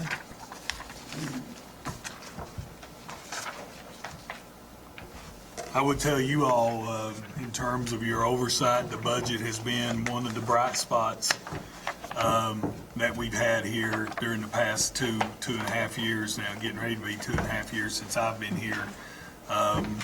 that's a testament to the cost-cutting steps that you all have taken. Some of those steps have been pretty tough when we've had to lose employees. And, you know, when you have declining enrollment like we saw a minute ago, you know, when you get smaller, your budget gets smaller, and it has to in order for you to survive. I do want to tell you that just recently, and we have been notified, as you know, the governor had issued a 17% cut, and in the papers they've talked a lot about, well, education was protected. Well, that's not necessarily true. Matter of fact, it's a lie. Just plain and simple, that cut could cost us in the neighborhood of $250,000. We just don't know yet exactly what amount and where it would come from. We do have some contingency plans already. When we discussed this the other day, we can handle that, and it may be that we may have to reduce contingency a little bit to handle it, but we do have some pockets that we've already seen that's in this budget that we probably can account for a lot of that through cost-cutting measures that we already have. But the one thing that, and you're going to take a lot of criticism, and honestly, I don't think it's fair. Our boards of education are being criticized from the legislature because you're not funding locally what you should be funding. But I did run this all for you today, and I thought this was an important piece of information for you to look at. I'll keep that one. You can pass that one. And that talks about the SEEK funding in terms of what the state gives us in terms of our school funding. And there's a couple extras there. I don't know if there's enough for the there's enough for our local funding press. Angie, I'll let you have mine as soon as I'm through. But when you look at that, it looks, well, you say, well, state's pretty much held their own in terms of what our allocations have been. But really what you have to look at, we know that things in 2008 cost a whole lot more than they do in 2016. So although the funding has pretty much stayed the same, increased $100, went down 100, whatever, if you really look at it, overall funding is down almost $500 to $600 per kid. And you say, well, that's not a whole lot, $500 or $600 a kid. Well, you get to figuring that on 2,300 kids and see what kind of money we're talking about. And since that period of time, we've seen transportation funding. It costs us 100% to transport our kids. We have to have drivers, we have to have monitors, we have to have fuel. Whatever we pay, that's what it costs us. And we've made a lot of cuts in transportation, as you know. We've also increased driver salaries to try to make it more attractive. So our expenses, what it cost us is 100%. What the state reimburses you is about 58. At one time, it was being reimbursed at over 90%, almost 95%. So as you can see, the state is not meeting their obligations to local school districts. And then they want to criticize boards of education for not taking the 4% tax increase. And the bottom line is, at some point in time, something's got to give. You know, we just asked our community to step up and with the nickel, and it cost them 6.1 cents, which is the equivalent of about 4 years of taking a 4% increase. And I think we've been pretty much, and I was out there in public saying, you give us the nickel for our building projects, we'll run our schools on the compensating rate in terms of our tax rates. And I don't plan on breaking that promise. But now we're going to have to ask, our legislators are going to have to step up to the plate. Especially when you see the figures they presented. You look at our average income for Estill County compared how far below we are on the state and federal level. I mean, our citizens are doing about all they can do. Well, they keep, you know, and listen, our citizens knew we needed a career tech center. They knew we needed some different things, and I think in that process it was determined, yes, we're going to help you. We're going to get on board. But I don't think it's fair then to come back year after year and say, well, you gave us that. Well, let's give us the 4% again and give us 4% again. Our legislature has to step up to the plate. It's time for them to put up or shut up.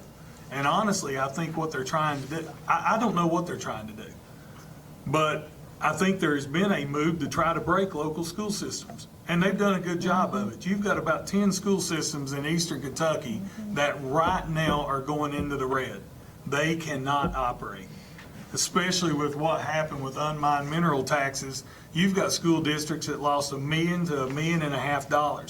So you've got Pike County and Knox County and Floyd County and Perry County and all these big coal counties in eastern Kentucky that are absolutely, they're bottom up. They will be lucky to be able to make payroll, and the state's not stepping in to do anything for them. And then they sit and see Estill County with $2 million in general fund. Well, we'll just keep poking the bear. We'll keep making them pay up. I'm telling you what, $2 million wouldn't last you a long time.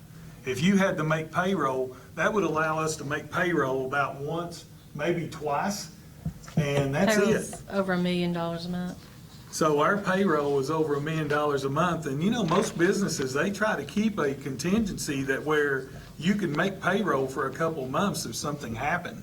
So, I mean, that's what we're facing, and that's just a good picture, a shot right there that the state is not providing the funding that they need to be providing. And as citizens, we've now stepped up and we've done what we've been asked the local community to do. They can't ask us for no more. They've got to do their part. And that's the same thing with the pension system and everything else. It's an attempt to pass the responsibility from the legislature, to pass it down to the local citizens. And what they're getting ready to do, so you all will know, because it's going to be very important that you all talk to our legislators. They're getting ready to dump the pension liability in this board's lap, is what they're wanting to do. When they do away with the defined benefit program and they put people on 401 and they put people on Social Security, if that's what they do, then you're going to be responsible for that. They're going to expect you to pony up the money to make those two systems go, and they're going to take themselves off the hook. And that's plain and simple. It can't be said any other way. So we're in a very important time here. And I would say this, and I'll tell our employees this if any of them's listening. They're going to try to lull you to sleep.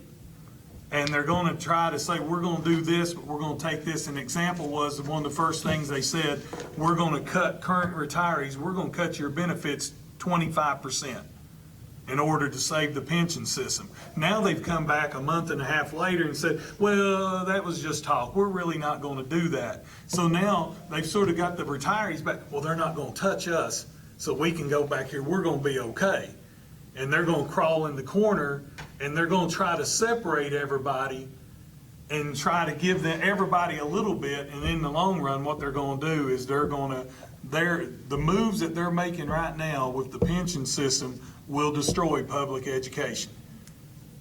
They couldn't get it through in the charter bill in the form they want to, but what they're getting ready to do is they're going to destroy public education, because we're not going to be able to recruit staff and teachers in order to staff our schools when the time comes around. So I just want you all to know, y'all hold your head up high. You've done the right thing and the community's done the right thing. We've given our part. We better now in turn hold our legislators responsible. And I don't care, this isn't a Republican or a Democrat issue, this is a kid issue. They're doing things that are not fair to our kids, much less our employees, what they're going to suffer. In the long run, it's going to be our kids that's going to suffer. So we've got to be diligent here over these next special called sessions and some of these things, and we've got to be in contact with and I would advise you, be in contact with your legislators. If we get a chance, we need to go to Frankfurt, and we need to go there as a group and say enough's enough. You need to fund. You need to do what you need to do, whether it's tax reform, whatever it is. They're going to have to keep their promises and do what is responsible of them. And I hate to get on a high horse, but I think it's important that you hear that, and anybody listening needs to hear that as well. Any more questions for Angie?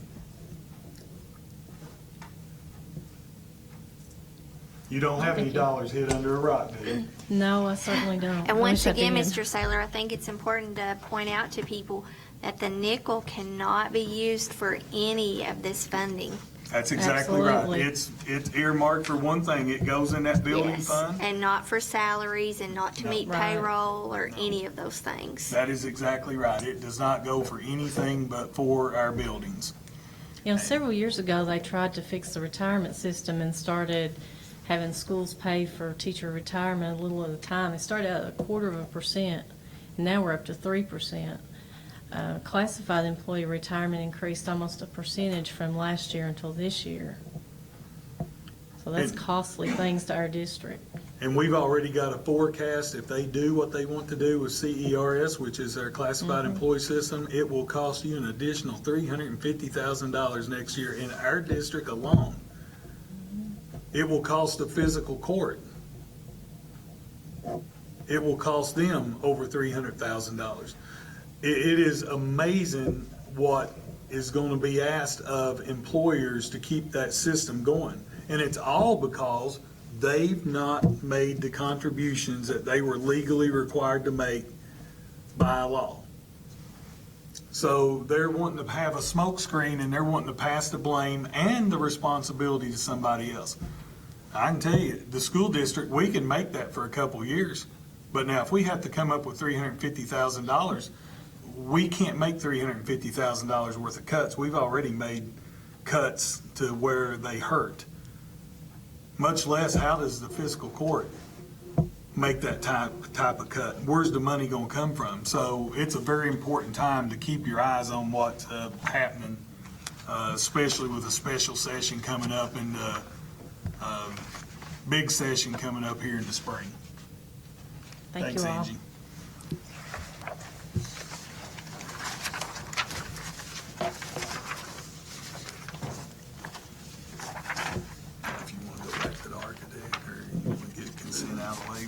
Do we want to?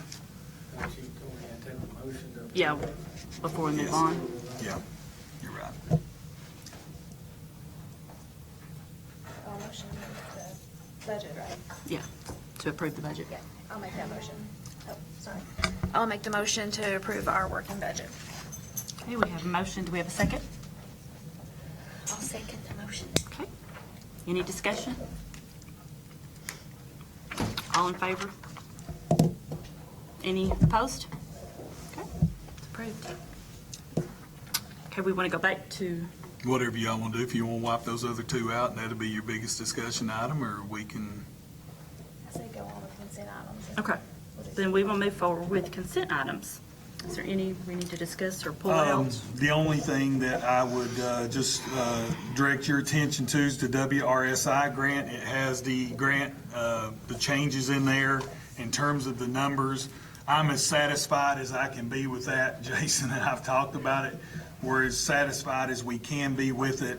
And I really feel in my talks with Kevin Osborne that, they had to get some type of contract out. And I think that they're understandable too, as long as you're working towards those goals and trying to meet the stipulations that was within the grant application, they're going to be fine in terms of the funding that we have there. And again, the first part of the money for any of this project has to come out of our local funds anyway. We have the Gear Up agreement. Mike's here if y'all had any questions about Gear Up. This is the 7th year of this grant.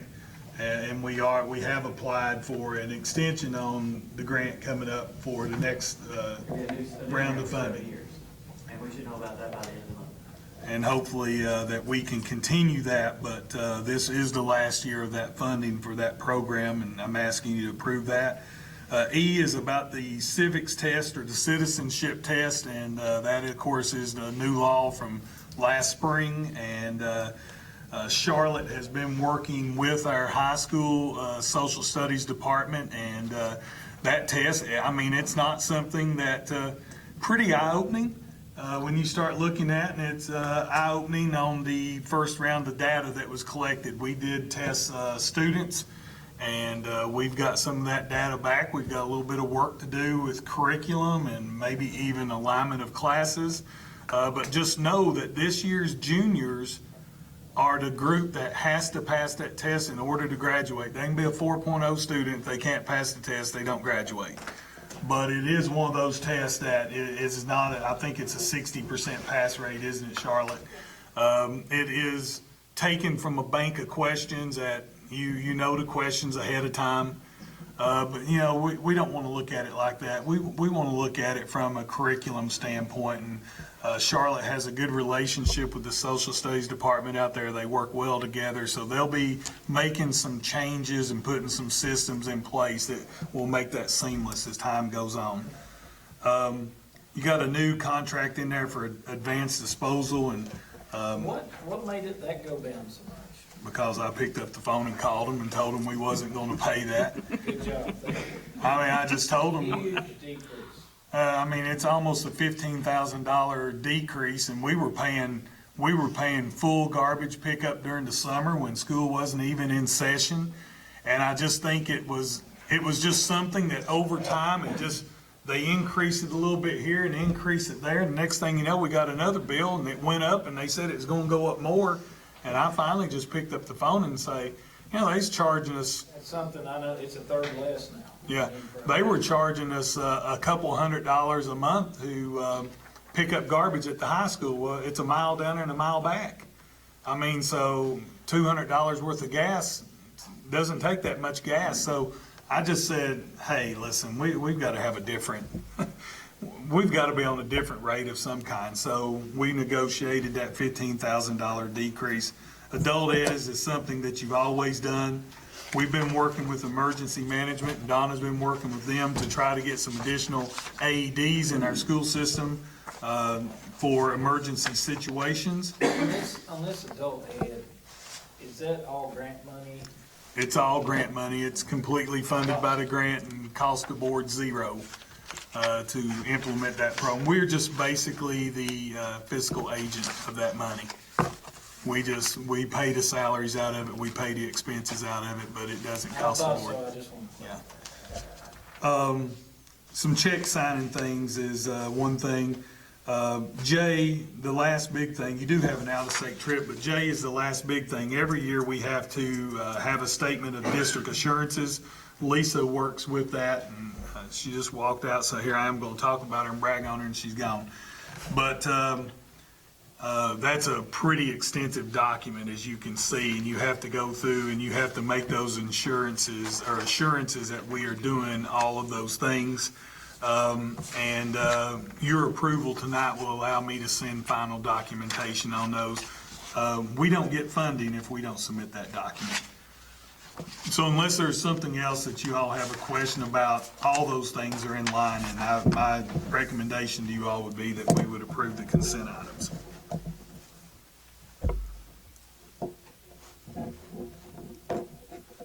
So moved.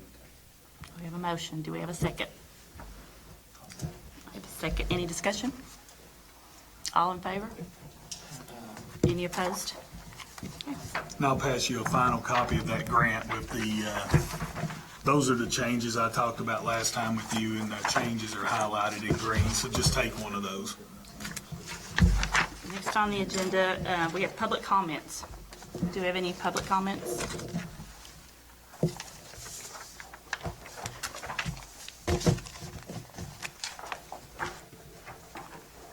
Okay. Superintendent's report. Should have a couple of things here if I can locate them. I've got at least one. Here's my, of course, you got the notification of personnel actions. My activity report's coming to you now, things that we've done here during the last month, meetings that I've attended. The energy report is in there, and it's just a couple of months late, and the reason it's late is because we had some billing differences back in June and July, so they did not give us a June bill. We got a June-July combined bill, so we couldn't finish that June document. I've got a question. Yes. On this energy report. I made a couple notes. Just the way I understand it, the percent reduction here, Jeremy, that is, the positive number's good, correct? The one where it's got the chart there, the third page, counting the cover page, the third page. The energy management report broke down on the table. When you see a negative number, that means they have reduced their energy usage. Okay, why you know, we had an architect in here just talking about how energy efficient West Urban is. Why is West Urban down 21% and the high school's down 35%? Not picking on you, but why are we down? Well, we actually, there is a very good reason for that. On the HVA systems, we can set those back when nobody's in the building, and that was not being done. Okay. Matter of fact, as a prime example, I went there over the summer one day and was told. Well, and the high school, not as much so as West Urban, a brand-new building is supposed to be energy efficient. That just caught my attention there. And that's one of the things we have, Mark Brooks, who is one of our teachers out there. I sent him to an energy, it was free, provided to us for free. He went on this training, and he learned a lot and has shared that. He was spoken with Ms. Arvin, and he shared that with his staff. And that alone has helped to, as you see, the negative 21% reduction. The setbacks on the HVAC, as well as his initiatives alone as a single teacher, I think is one of the reasons why you're seeing that reduction. One of the things as part of my energy management position that I've started, I've already contacted the principal. So we're already seeing that change, okay? Yes. Yeah, they don't have the August report that showed all the, Well, we'll see the Kudos first. to the central office. Yeah. I'm sorry, yeah, this is. Increased 22% and the oldest building in the group here. So, Well, part of that, think about what changed down here. You no longer have students in the lower part of this building with your Success Academy, so thus you were gonna have an automatic reduction. okay. You're gonna see a huge reduction at South Urban this year because they no longer have the trailers, plus they're on the new energy rate. West Urban, the issue at West Urban is that 2 years ago, part of the equipment, as you know, you said in the meetings with Ross Tarrant in terms of getting the corrections made with Train. We were having issues with Train taking care of equipment, so we had equipment at West Urban 2 years ago that didn't run for 3/4 of the year, that now last year ran the entire time. Well, that's why. So yeah. that caused the reduction. The high school was a big mystery, as Jeremy can tell you, but it's all about setbacks. This was the June, Yeah. we actually, I have it posted online in June, July, and August. Okay. Reports, and even though where it went up here in June, as a matter of fact, it was where it went up in June so much that Mr. Sager called me and he was like, what the crap is going on? He didn't say that word, but he said, what's going on with West Urban and the high school? Okay. And I got in touch with Todd, and we started investigating, and that's where we found out the setbacks hadn't been done. We actually have a company that's wanting to come in and analyze all of our buildings. They seem to think that they can get that taken care of for free with certain rebates that are going on. I still have to meet with them to find out that they would come in and do a complete audit of every single building that we have. But it's awfully expensive. And so unless they can do that for free, we're not going to do it. So the biggest thing that we're doing, as I was saying, is I'm meeting with each individual school. At the school level, we're going to get the kids involved. At the elementary schools, you might have a line leader that, they're the first person that, holds the staff or something and keeps the kids in line. We're now going to have an energy monitor that's a student. Hey, Mrs. So-and-so, you left your projector on and you're not using it. Hey, Mrs. So-and-so, we just left the room and the lights are on, and they make sure that the lights are on. Also, I bet the teachers are gonna love that. that way, unfortunately, as Mr. Ballard and Mr. Satter and I discussed, it's a cultural change. Well, hopefully that's been taken care of. They've not been on the last few weeks, have We they? need to have the doors closed, because we do not heat our hallways. But we've got teachers, or cool them, and we got teachers that'll leave their door open, but all the HVAC energy is going out into the hallway, heating and cooling the hallway when it doesn't need to be. And plus, from a security standpoint, we want those doors closed too. So we're gonna make little changes, and of course, we're changing every single time we change the light bulb, we're putting in an LED. So as we make these changes and get a cultural shift with all of our staff, that's where we're gonna see a lot of these numbers start increasing. And that's the key. It is a cultural shift. It is. And I'll give you all examples. Right now, we've turned off the water to Old Urban High. There's no need to have water in there when nobody's occupying that. We've turned the gas off, which will be a huge savings. We've been paying somewhere between $10,000 and $12,000 for gas and water in that facility, and it's been sitting empty now for 3 years. So that's gonna be a savings. So you're gonna see those things. And that's what the energy manager's role is to catch those types of things. You say, well, $200 a month on the water bill, Old Urban High is not a lot of money. Well, that's $1,200. So it does become a lot of money. We were paying for garbage pickup, and there's not been garbage picked up there for 3 years.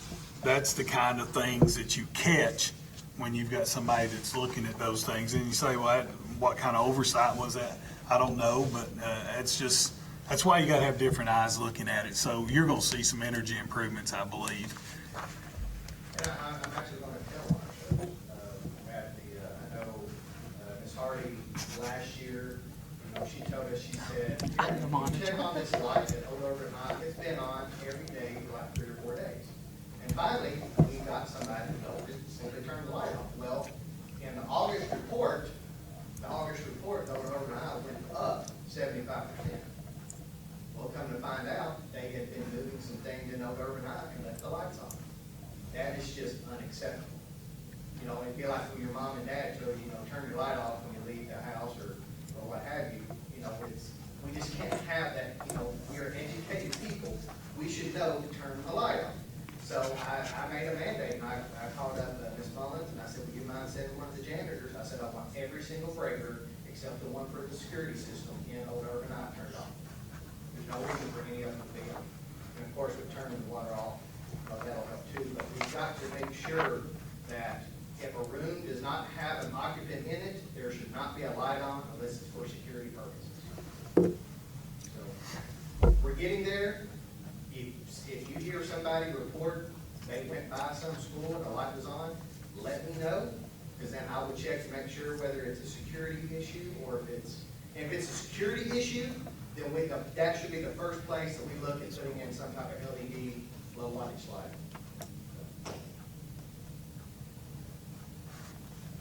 Any other questions about the energy report? You have my growth plan that we talked about last meeting.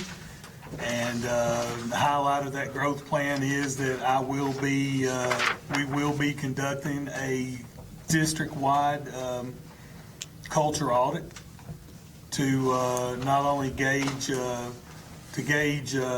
services from the central office and the district office, but just to the overall culture of our school district. And we've done a lot of things, I think, to improve culture with our community. We've got a way to go improving our culture within some of our schools and our employees and different things. And I think we've come a long way with that. But just realize that with accountability and holding people accountable, sometimes you will have some grumbling. But that's okay. I mean, there was a lot of debate about whether or not to do that audit, and I said, well, until we hear what our employees have to say, and what not only our employees but our students and different groups, until we hear what they have to say, then we can't make the types of systemic change that we need to make. And I will let you all know that I've already called both principals to schedule student advisory meetings with the high school and the middle school. And probably will even get a hold of you, Charlotte. I want to meet with a group at West. I don't know that I want to go lower than that, not that I don't think that they have anything to say, but I would like to meet with a group at West as well. So we're beginning work on the culture that was discussed. And the only other thing I would tell you, if you want to add a thing about anonymous letters, you all received another anonymous letter the other day, and I won't tell you that I never look at anonymous letters, but I would say this to the public: if there's a situation going on in one of our schools, we're trying our best to be as open and as honest with people as we can. So if there is a situation that's going on in one of the schools, I believe that you would find that all of our principals are well equipped to meet with you and to discuss whatever issues that you may have. And the same would be as if you met with one of our principals and you weren't completely satisfied, or you met with one of our district office people and you weren't completely satisfied. There's not been one person that has called me or scheduled a meeting with me that I've refused to meet with. And I tend a lot of times not to pay a lot of attention to people that do things anonymously. That's not the way to do things. That's not the way things are done in the general public. Most companies would throw that in the trash and not even think about it. I'm not saying that I throw them completely in the trash. I do look at them and I try to gauge, okay, are we addressing some of those things?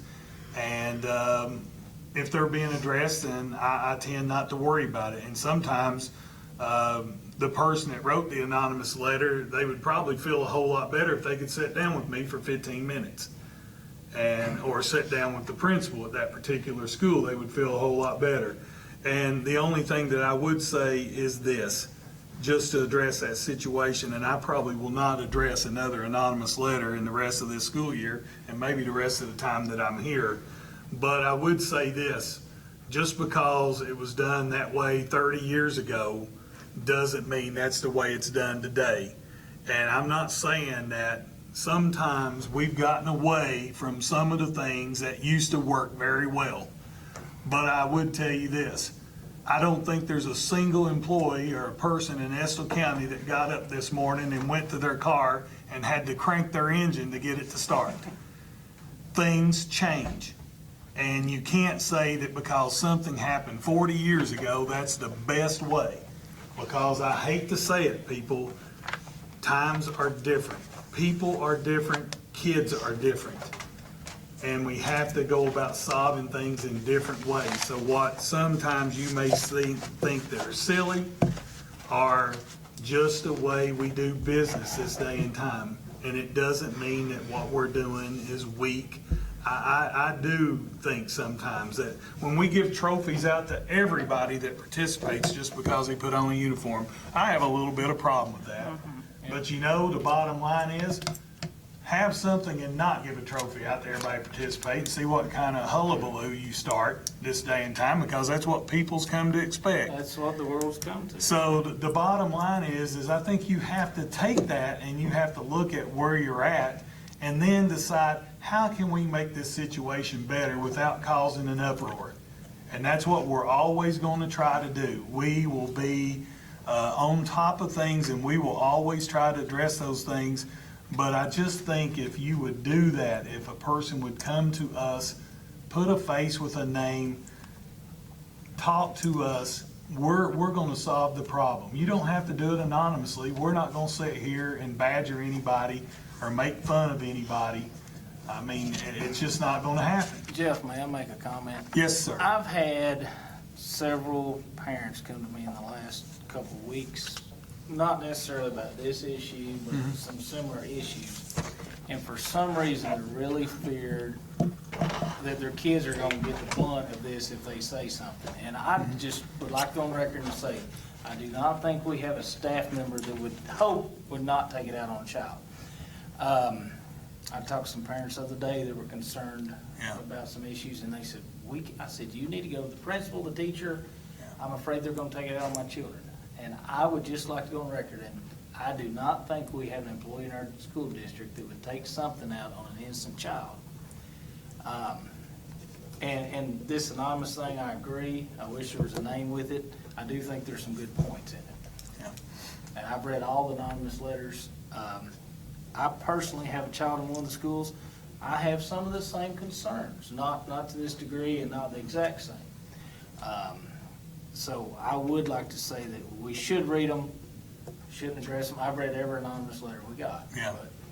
But, I think we have to look at them. I think we some also questions. have to consider they are anonymous. Yeah. And I do. And I've also had employees come and say, well, we're scared to go talk to Jeff. Yeah. I said, you don't need to be. I've talked to him. He's a human.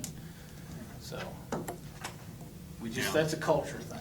Well, it is a culture thing because they always think they're going to be in trouble, and maybe, that's just something that hopefully as we go through this year, we'll change that culture a little bit.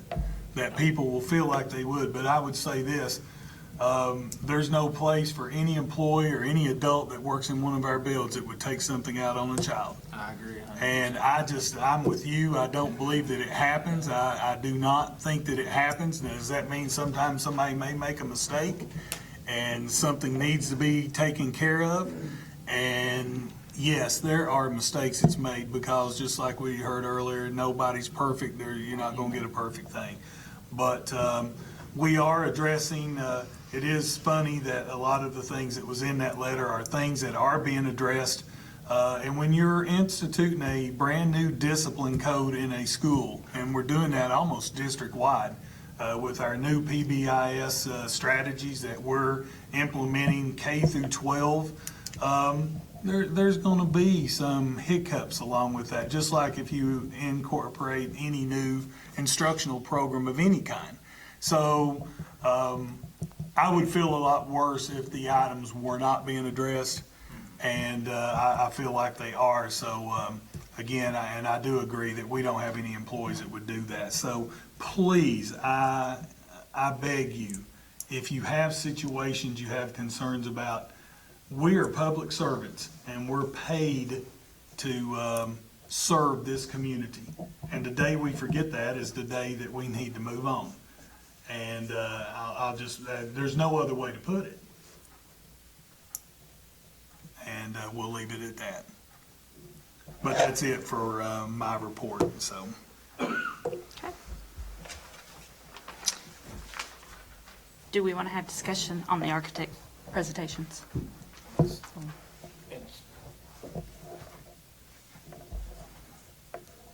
We need to at some point. Well, if you don't discuss it tonight, you're gonna have to come back with an executive session. You're gonna have to come back with Let me a ask you, special called meeting. some of these architects asked, if they wasn't chosen, is this gonna cause a problem? Didn't want it advertised?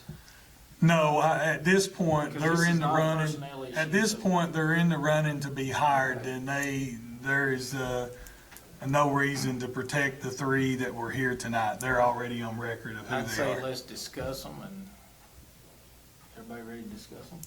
Instead of coming up for a special meeting and costing the taxpayers more money? Absolutely.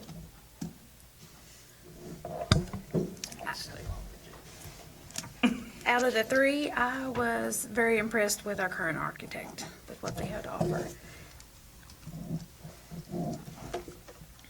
I like the way they tied in the community. They know our community, and I feel like they're building around that. I know you guys, some people had other issues with them before in the Well- past. Maybe we can talk about what those. I would like to say, I thought their presentation had the less substance. They sold the fact of the relationship, which is fine, but as far as showing us, a design, this and that, they didn't do as good a job as the other two firms to me. They spent the time, we've been in Estill County 14 years, we've done, and that's fine, that's important. But I just didn't think their presentation had as much substance as the other two. I think that gives us room to help with that design. It does, we can help with any of them. But, I thought they were all open, they all said they were open.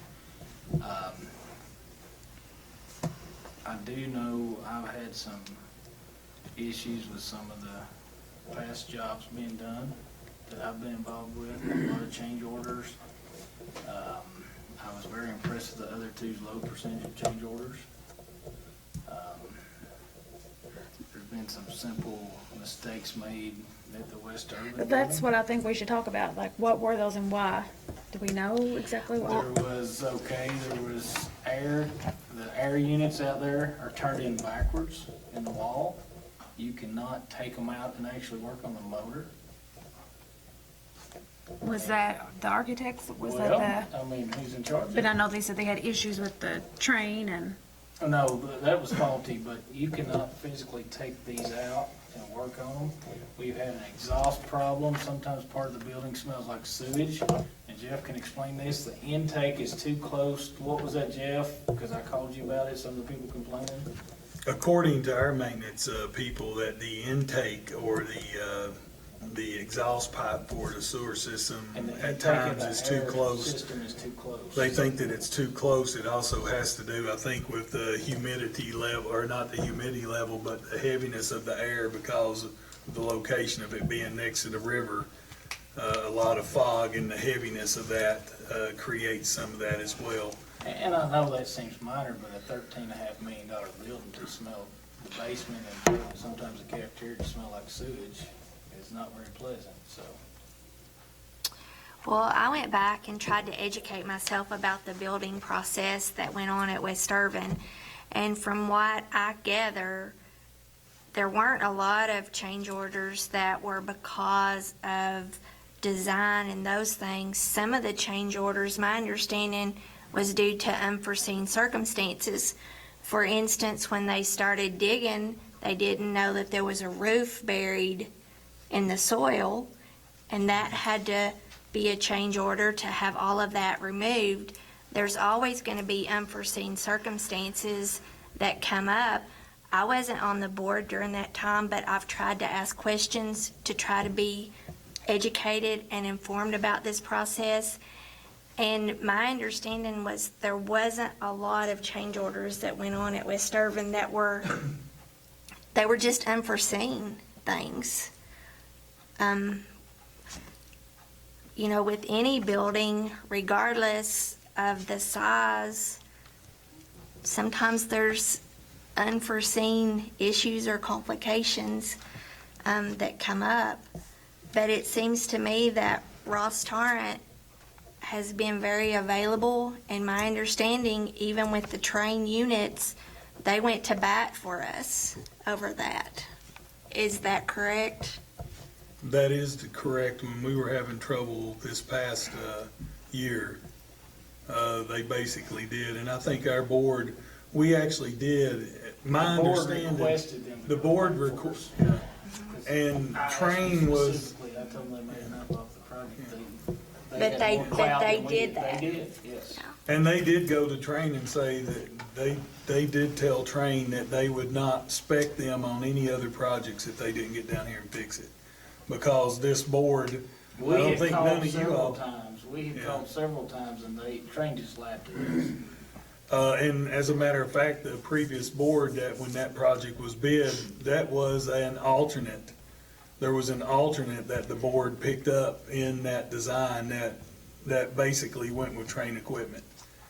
And that is a good way sometimes to bid projects, as you bid alternates in. But because the board took that alternate, it pretty much limited the HVAC system to a Train system.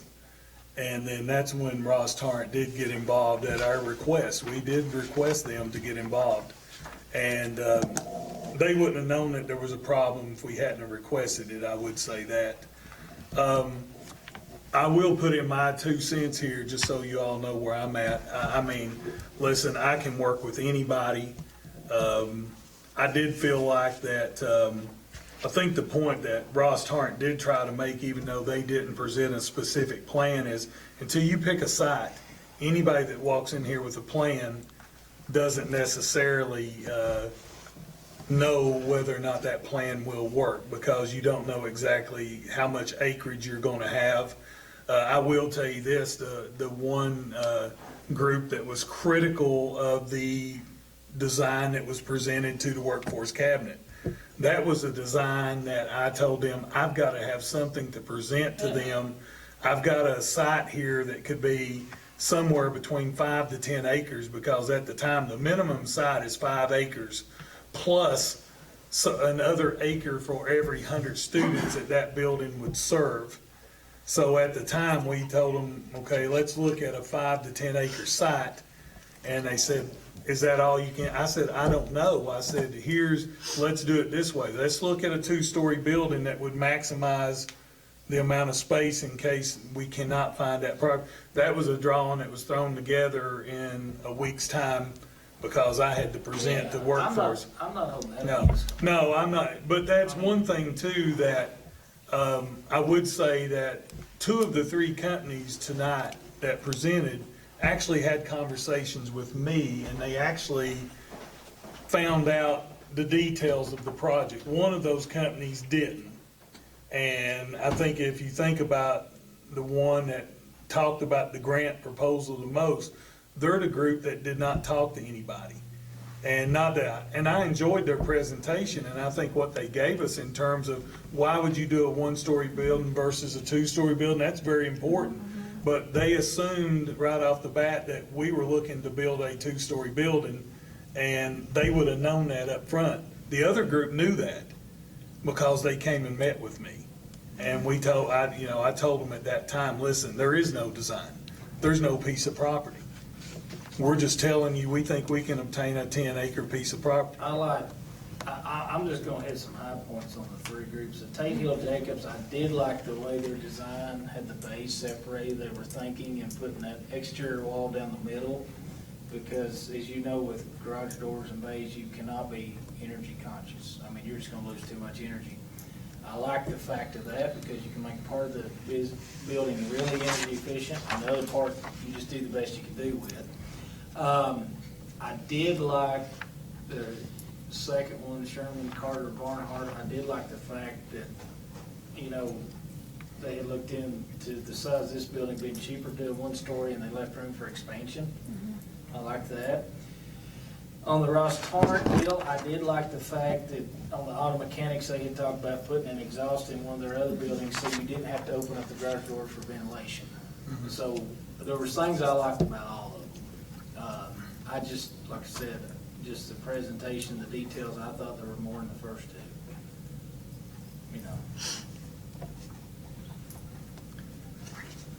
I do think a relationship is important. I will tell you all that I've done this now in 2 districts, or getting ready to do it in a 2nd district. I am very familiar with Ross Tarrant, have a relationship with them, so maybe I'm jaded a little bit, if you would say that. I mean, the point is, I have worked with them and had a good relationship with them. I do think they're a good firm. I think the other 2 are good firms as well. I don't know that you could go wrong with any of the 3. I would say that, my comfort level would be with Ross Tarrant. But now, I am your superintendent. I work for this board and this community, and I will work with whichever group that you choose. I also know that as we move forward, I think the biggest issue that we need to face, and everybody, you didn't hear them talk a lot about the mechanical and electrical engineering of these buildings, because they usually go to outside firms for this. And I do have some concerns about moving forward with our current mechanical contractors that we've had in the past. I think that falls, a lot of their problems with HVAC and mechanical and plumbing falls to those mechanical contractors.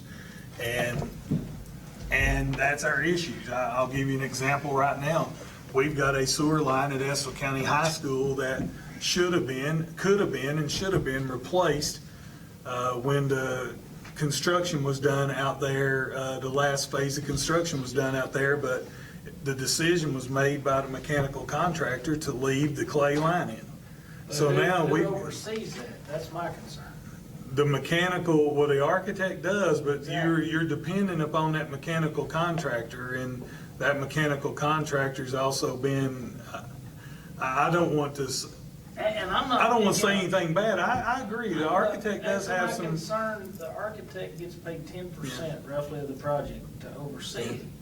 And I really don't feel like these last few projects, it's been overseen to the level it could be, Jeff. Yeah. And I mean, the South Urban project, the roof, over there, I mean, just all these the high school, I mean, we had change orders, and some of them are unforeseen, like not getting a curtain, they couldn't get it, that's fine, we got money back. But, I'm not an architect, I'm not saying I can do better, I certainly cannot. But I have issues with that, and I have concerns, and I'm not saying they're not a good company, I'm not saying these others are better, I don't know. But I cannot support them because of the last 3 or 4 projects, and I've been involved in 2 of them. And then I've also been involved a little bit in the West Urban once I came on with some of the problems. And it may not be any better, but I will not support Ross Tarn on this. Well, I would say that, and one thing I think we have to consider here, some of those decisions are owner decisions. You're right. So when the decision was made not to put the parking lot at West Urban, that's not the architect. No, I'm not. And I know, and I'm just saying, and when the Parking lot was decision. us. It was a budget deal of the board, I think they were trying Yeah, to say. I wish I'd been sitting there that day to heard the discussion about the clay line and the sewer line. I don't know if that was a decision made by the architects and mechanical engineer, if there's a decision made as a cost-cutting measure. I have no idea. All I know now is that, you know, That clay line buried under a building that. well, it's buried under the sidewalk. It's something that can be got It would cost a lot more to. to get to now than it would have then. Yes, it's gonna cost us to do something with it now that More than it probably. was at that time. Very much possible because you already had ditches dug and everything to get there. But at some point in time, you know, part, I think, of the renovations that we need to look at, in our building plan, we actually have renovations that talks about the new Career Tech Center, Estill Springs Middle School and High School. So when you get to that high school, the last phase of that high school is to complete some HVAC, an HVAC situation that's in that gym, in the wing of the gym, that sewer line, your athletic facilities, those are things that have to be considered as part of that. The mechanical engineer, I think, is, I have a major issue with our mechanical engineer, just from the standpoint that we're having trouble with the geothermal lines now at the middle school. That's a mechanical engineer thing. We're having trouble with sewer lines. We're having trouble with HVAC system at West Urban. And We're I having know- trouble with. I know the board subcontracts and picks, but who advises us on who to pick? The architect, correct? I wish I sat in that room, LW. I hate to say, I think the I know with the architect, South Urban project, the architect said, yeah, this will be all right, this subcontractor's all right, this one, now, I wasn't involved in that one, so I don't know. yeah, in terms of the design, I don't know. I mean, usually I can tell you that on the construction projects I worked on, we chose the mechanical engineer that we wanted to work with. Now, whether that was the architect made that choice or we made that choice, I wish I could tell you that. I've already made it clear that I think that the mechanical engineer, that we really need to be big time involved in that. If we've got a company that says that they won't Well, work. that's cost us money, our school kids money, and money we take down the road. Yeah. I mean, we're gonna have to fix these problems. In the past, after we decided the architect and all, it was kind of all on them. We didn't have to make a lot of decisions. I think the only thing I remember making a decision on West Urban was what kind of lights to hang. Yeah. And what color brick. Yeah, and that's what came to you all, but you're right, John, but decision was made here within this building in terms of, okay, are you all okay with your current mechanical engineer? Do you want to change? I think we made those decisions. And I think over time, I think now we have a track record over time that honestly, the mechanical engineer is a situation we gotta look I want a at. relationship with an architect that if we're making a mistake, I can look and say, listen, we do this every day. You need to consider this company. They're gonna cost you a little more money, but their work is better. And I don't feel like we've had that, because they just, if we made the wrong decision, they need to tell us that, because we don't do this, folks. We've all got other jobs up here. Yeah, and what happened with your last project? They were both so small that you had no interest in them. Exactly. Because companies won't mobilize for $1 million job. They're just not gonna mobilize for that, so thus you have no competition, so thus you end up having to do what you have to do. So, you know, I think that's just part of it. I mean, I know that, and I understand wholeheartedly how everybody feels. I can just tell you that from my standpoint, I do have a relationship with them. I think we can do a better job communicating with them if that's what you choose to do.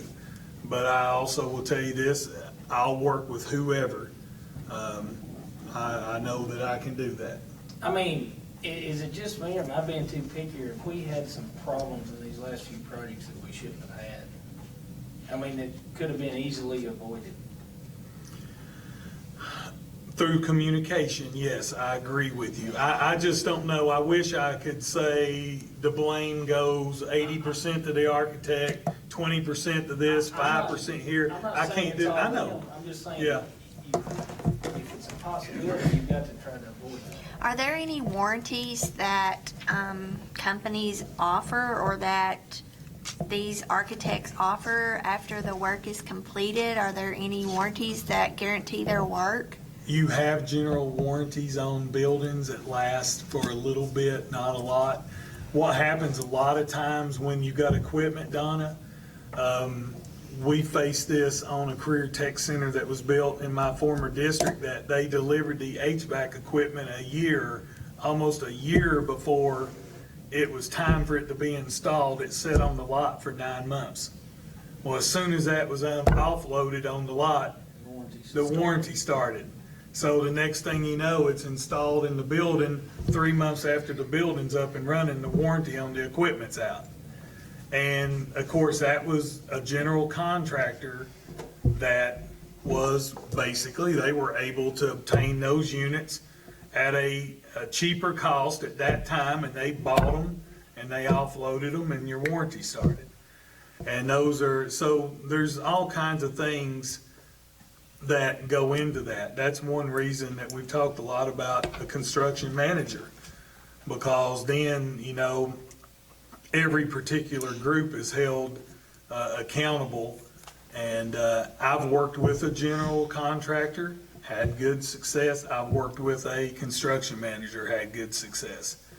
I think the one girl did make a good point that when you work with a construction manager, for instance, the painting will be pulled out of that project. So there'll be a paint package that will deal with the painting. There'll be a flooring package that will deal with the floor. There'll be something to deal with concrete and steel. Is it a set rate? It's a set rate by that. So each project is, and generally where you save your money. Close to general? Is it as much I as wish, architect? I'm afraid to even guess. I was told that it was 2 to 3% of the entire project is what I was told when I asked. I know that on a $4 million project or a $3 million construction project in my former district is about $250,000 or $60,000, which would equate to about 2-3%, So it is a set rate, but where a lot of times you save money is that you have multiple bids on different packs. So you'll have, instead of a general contractor that will go out and get somebody to bid his flooring, bid his painting and everything, that will be separate. So they'll bid that flooring, a local flooring company could bid the flooring. And that's all they're bidding, so they can put in a bid on the flooring. They can put in a bid on the painting. And as you get up into masonry and steel and stuff like that, generally what happens is one of your larger contractors will come in and they'll scoop up the masonry, the steel, that type of stuff, and then they'll bid combinations of those packages. So you save money because what you're doing, supposedly, and again, I'm not telling you go with a construction manager, but you cut out the middleman, because when you got a general contractor that goes to the local flooring company and says, here's the specs, bring me back a price on this. And let's say they bring back a price of $75,000 for the flooring. Well, the first thing the general contractor does is marks it up 10 or 20%.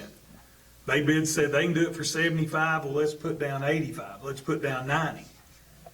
And so they do that in case something goes wrong, if there's a problem with the flooring. So they're always looking at that contingency.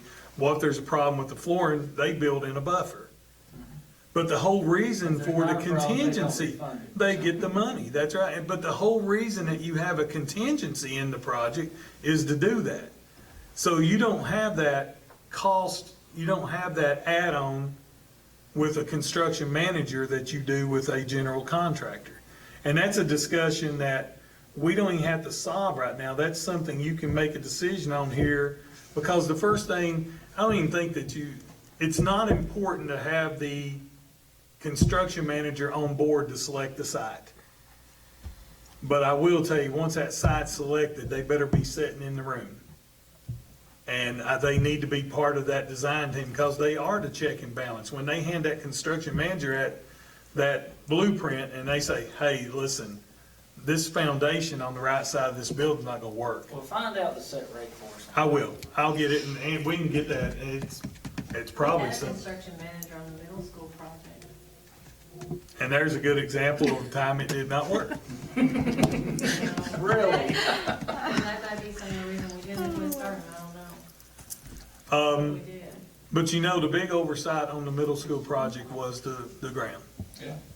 That was the foundation. And there are buildings all over eastern Kentucky right now that's experiencing the same thing because at that time when that building was built, there wasn't a lot of talk about pyritic shell and what it would do. And I'll give you a prime example. You've got pyritic shell underneath the new addition at the high school that Ross Torrent did, and you don't have that same problem because they protected it and it didn't get wet. You can build on pyritic shell just as long as you don't allow it to get wet. It's what happens is when it gets wet, that's when it starts expanding and shrinking. So it just goes to show that the problem with the middle school was in the design and the site preparation, not with the design of the building. It doesn't matter what building you built on that, it was going to rise and it was going to float and it was going to sink because the mistake was made long before the construction manager ever got there. There wasn't enough core drilling done, there wasn't enough understanding of what you were building on. So I'm with you all, whatever you want to do. I would say I do have that comfort level with Ross Torrent. I understand there's concerns, but I do have that comfort level with them. But I'll work with whoever you all want to work with. I guess I would just like to make the statement, I think just prior history, working, doing projects, that a relationship is critical. I think it's very important, and the other two, we don't know what we're getting into, so it's a chance you take. So I know the concerns you all have with Ross Torrent, that's a chance we take again if we go that direction. So it's a small chance either way. And I agree with the relationship, but if it's not a good one, is that positive? I mean, the relationship getting along with them's fine, but if the work's not good, is that a positive thing? I think that's an opinion, so, Well, I mean, that's not my personal opinion.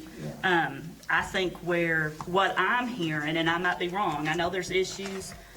I got a project going on at my house right now, and I've had major issues that just were unforeseen. You can't predict them. Some are unforeseen. And that's gonna happen. But I think, it sounds like in the past, a lot of things was communication. And as a board, we have to take that responsibility on going forward to make sure that doesn't happen again, with whoever we go with. It sounds like there wasn't a lot of communication. If y'all weren't asked in the we have to raise our hands and ask those questions, whether if we have a CM or a GC or whatever route we go, or if we don't have one, we still have to be held accountable with the direction we go. So, I mean, personally, I think the relationship means a lot. I agree, Rhonda. Well, just for the record, I think all three of them had good points, and I appreciated them coming to take the time to share all of this information with us. One of the things that I've learned throughout life is you try to learn from mistakes. And I agree with Rhonda and Jenny that having a relationship with a company, hopefully we could learn from the things that happened in the past, and we could prevent some of those things from happening in the future.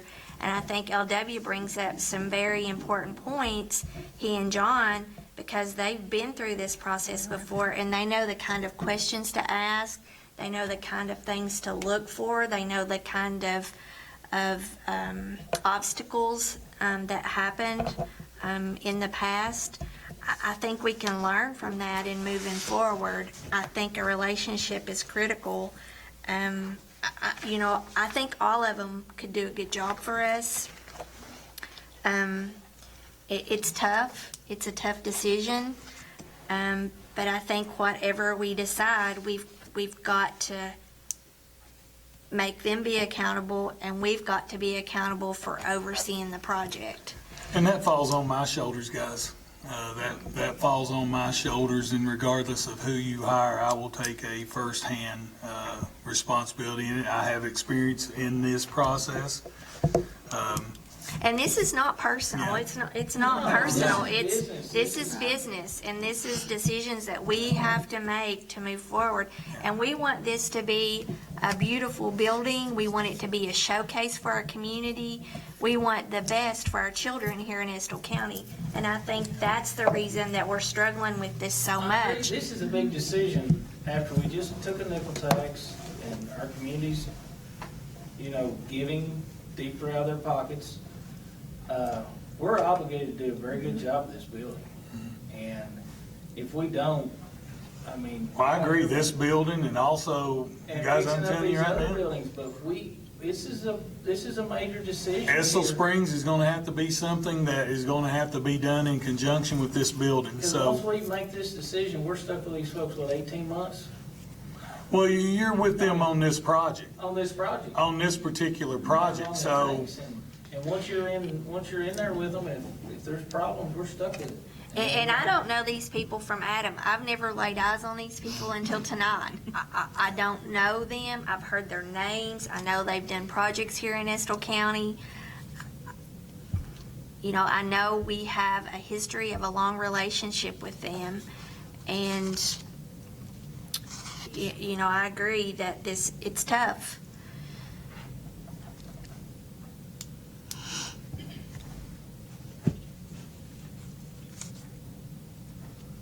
So I guess the question is, do we want to take some time and think about this, or do we want to take it to a vote tonight? Is that what you're asking us? I think that's totally up to you all. That's why I left it completely open. You can take it to a vote tonight. You can, if you wanted to take some more time to think about it, I will tell you this. If you're going to meet a timeline of trying to open this facility in the fall of 19, you do not have a lot of time to waste. I would tell you that I believe that you would have to have an architect hired sometime before fall break. And the sooner you hire one, the quicker that as a site selection committee that we can talk about the sites and start evaluating those sites. I think that is probably a 1.5 to 2 month process. And you can't start the design of the building and the layout of the building until you have that site. So then if we get that done, let's say by December 1, that gives you December, January, February, March, and possibly a little bit of April. That gives you 4 to 5 months to design this building, because if you don't go construction in sometime around May or June of this coming summer, that facility will not open. It'll take them 12 to 14 months. You've got to get well underway Construction. before winter weather. If they can get started in May somewhere in there, and maybe that's a good point that was brought up tonight. If you go with a construction manager, is that you put an all-out push to get the land prep, the site prep, site bought, site prep done, foundation ready to go. So they could start with the design of the foundation and stuff, the build and finish it, and while that's being worked on, let's say March, somewhere in that neighborhood, they can finish the design of the rest of the building, and it gives the foundation people a couple extra months. You might be able to get started a little bit earlier. But that would give them about, if you get started in May, you're talking about what, 15 months of construction to be open in July, end of July of 19, to house students. So, I mean, you don't have a lot of time. I can't tell you that you have to make a decision tonight, but the sooner you make a decision, the quicker we can get a site picked. Well, I agree with both Donna and LW that all of these presenters tonight had great qualities. Frederick Douglass High School is an incredible facility. Sherman Carter Barnhart has the most experience, I felt like, but at this time, with our already community involvement with Ross Tarrant, that's who I feel like I would feel stronger to go with if we had to make a decision tonight.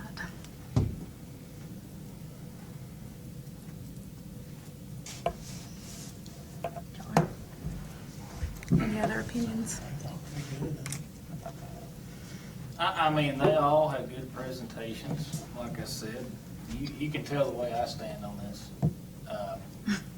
I think if you go with our current architects, you better be prepared to hire a construction manager. Well, and I feel like that's why we've had that conversation all this time, too. Well, because of them. Yeah, exactly, because of past experience, so, I mean. But then again, there's no guarantees with a construction I agree. manager. I agree. And one of the things that you have to think about when you're prepared to hire a construction manager is it's gonna be a good chunk of change that you have to pay them. And you have to be careful about who you're picking and what you're getting. I mean, it's up to you all, and, you know, if you all want to talk to some people in the community, ask them what they think, it's up to you. If you're ready to make a decision, we'll make one tonight. I mean, it's up to the board. You're part of the board. I mean, yeah, I know. I'm okay either way. I mean, it depends on if everybody's comfortable with it. If you're 100% behind who you want, and there's no change in your mind, we might as well vote and get it over with. And my promise to you all, whoever you select, I'll make sure I'm involved in the process. We won't have the issues we've had in the past, if I have anything to do with it.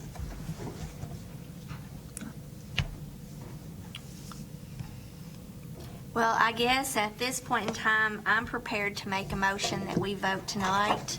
And I would like to vote that Ross Tarrant take on the construction project for our VOTEC facility. Okay, we have a motion. Do we have a second? I would second it. Okay. Any discussion? Any further discussion? I think we've already had plenty. All in favor? Any opposed? Okay. I think that finishes up our agenda. Can I get you down to? We need a motion to adjourn. Make a motion to adjourn. We have a motion. Do we have a second? I'll second. All in favor? Any opposed? Guys, thank you all. I know it's a 3.5 hour meeting, but I appreciate it.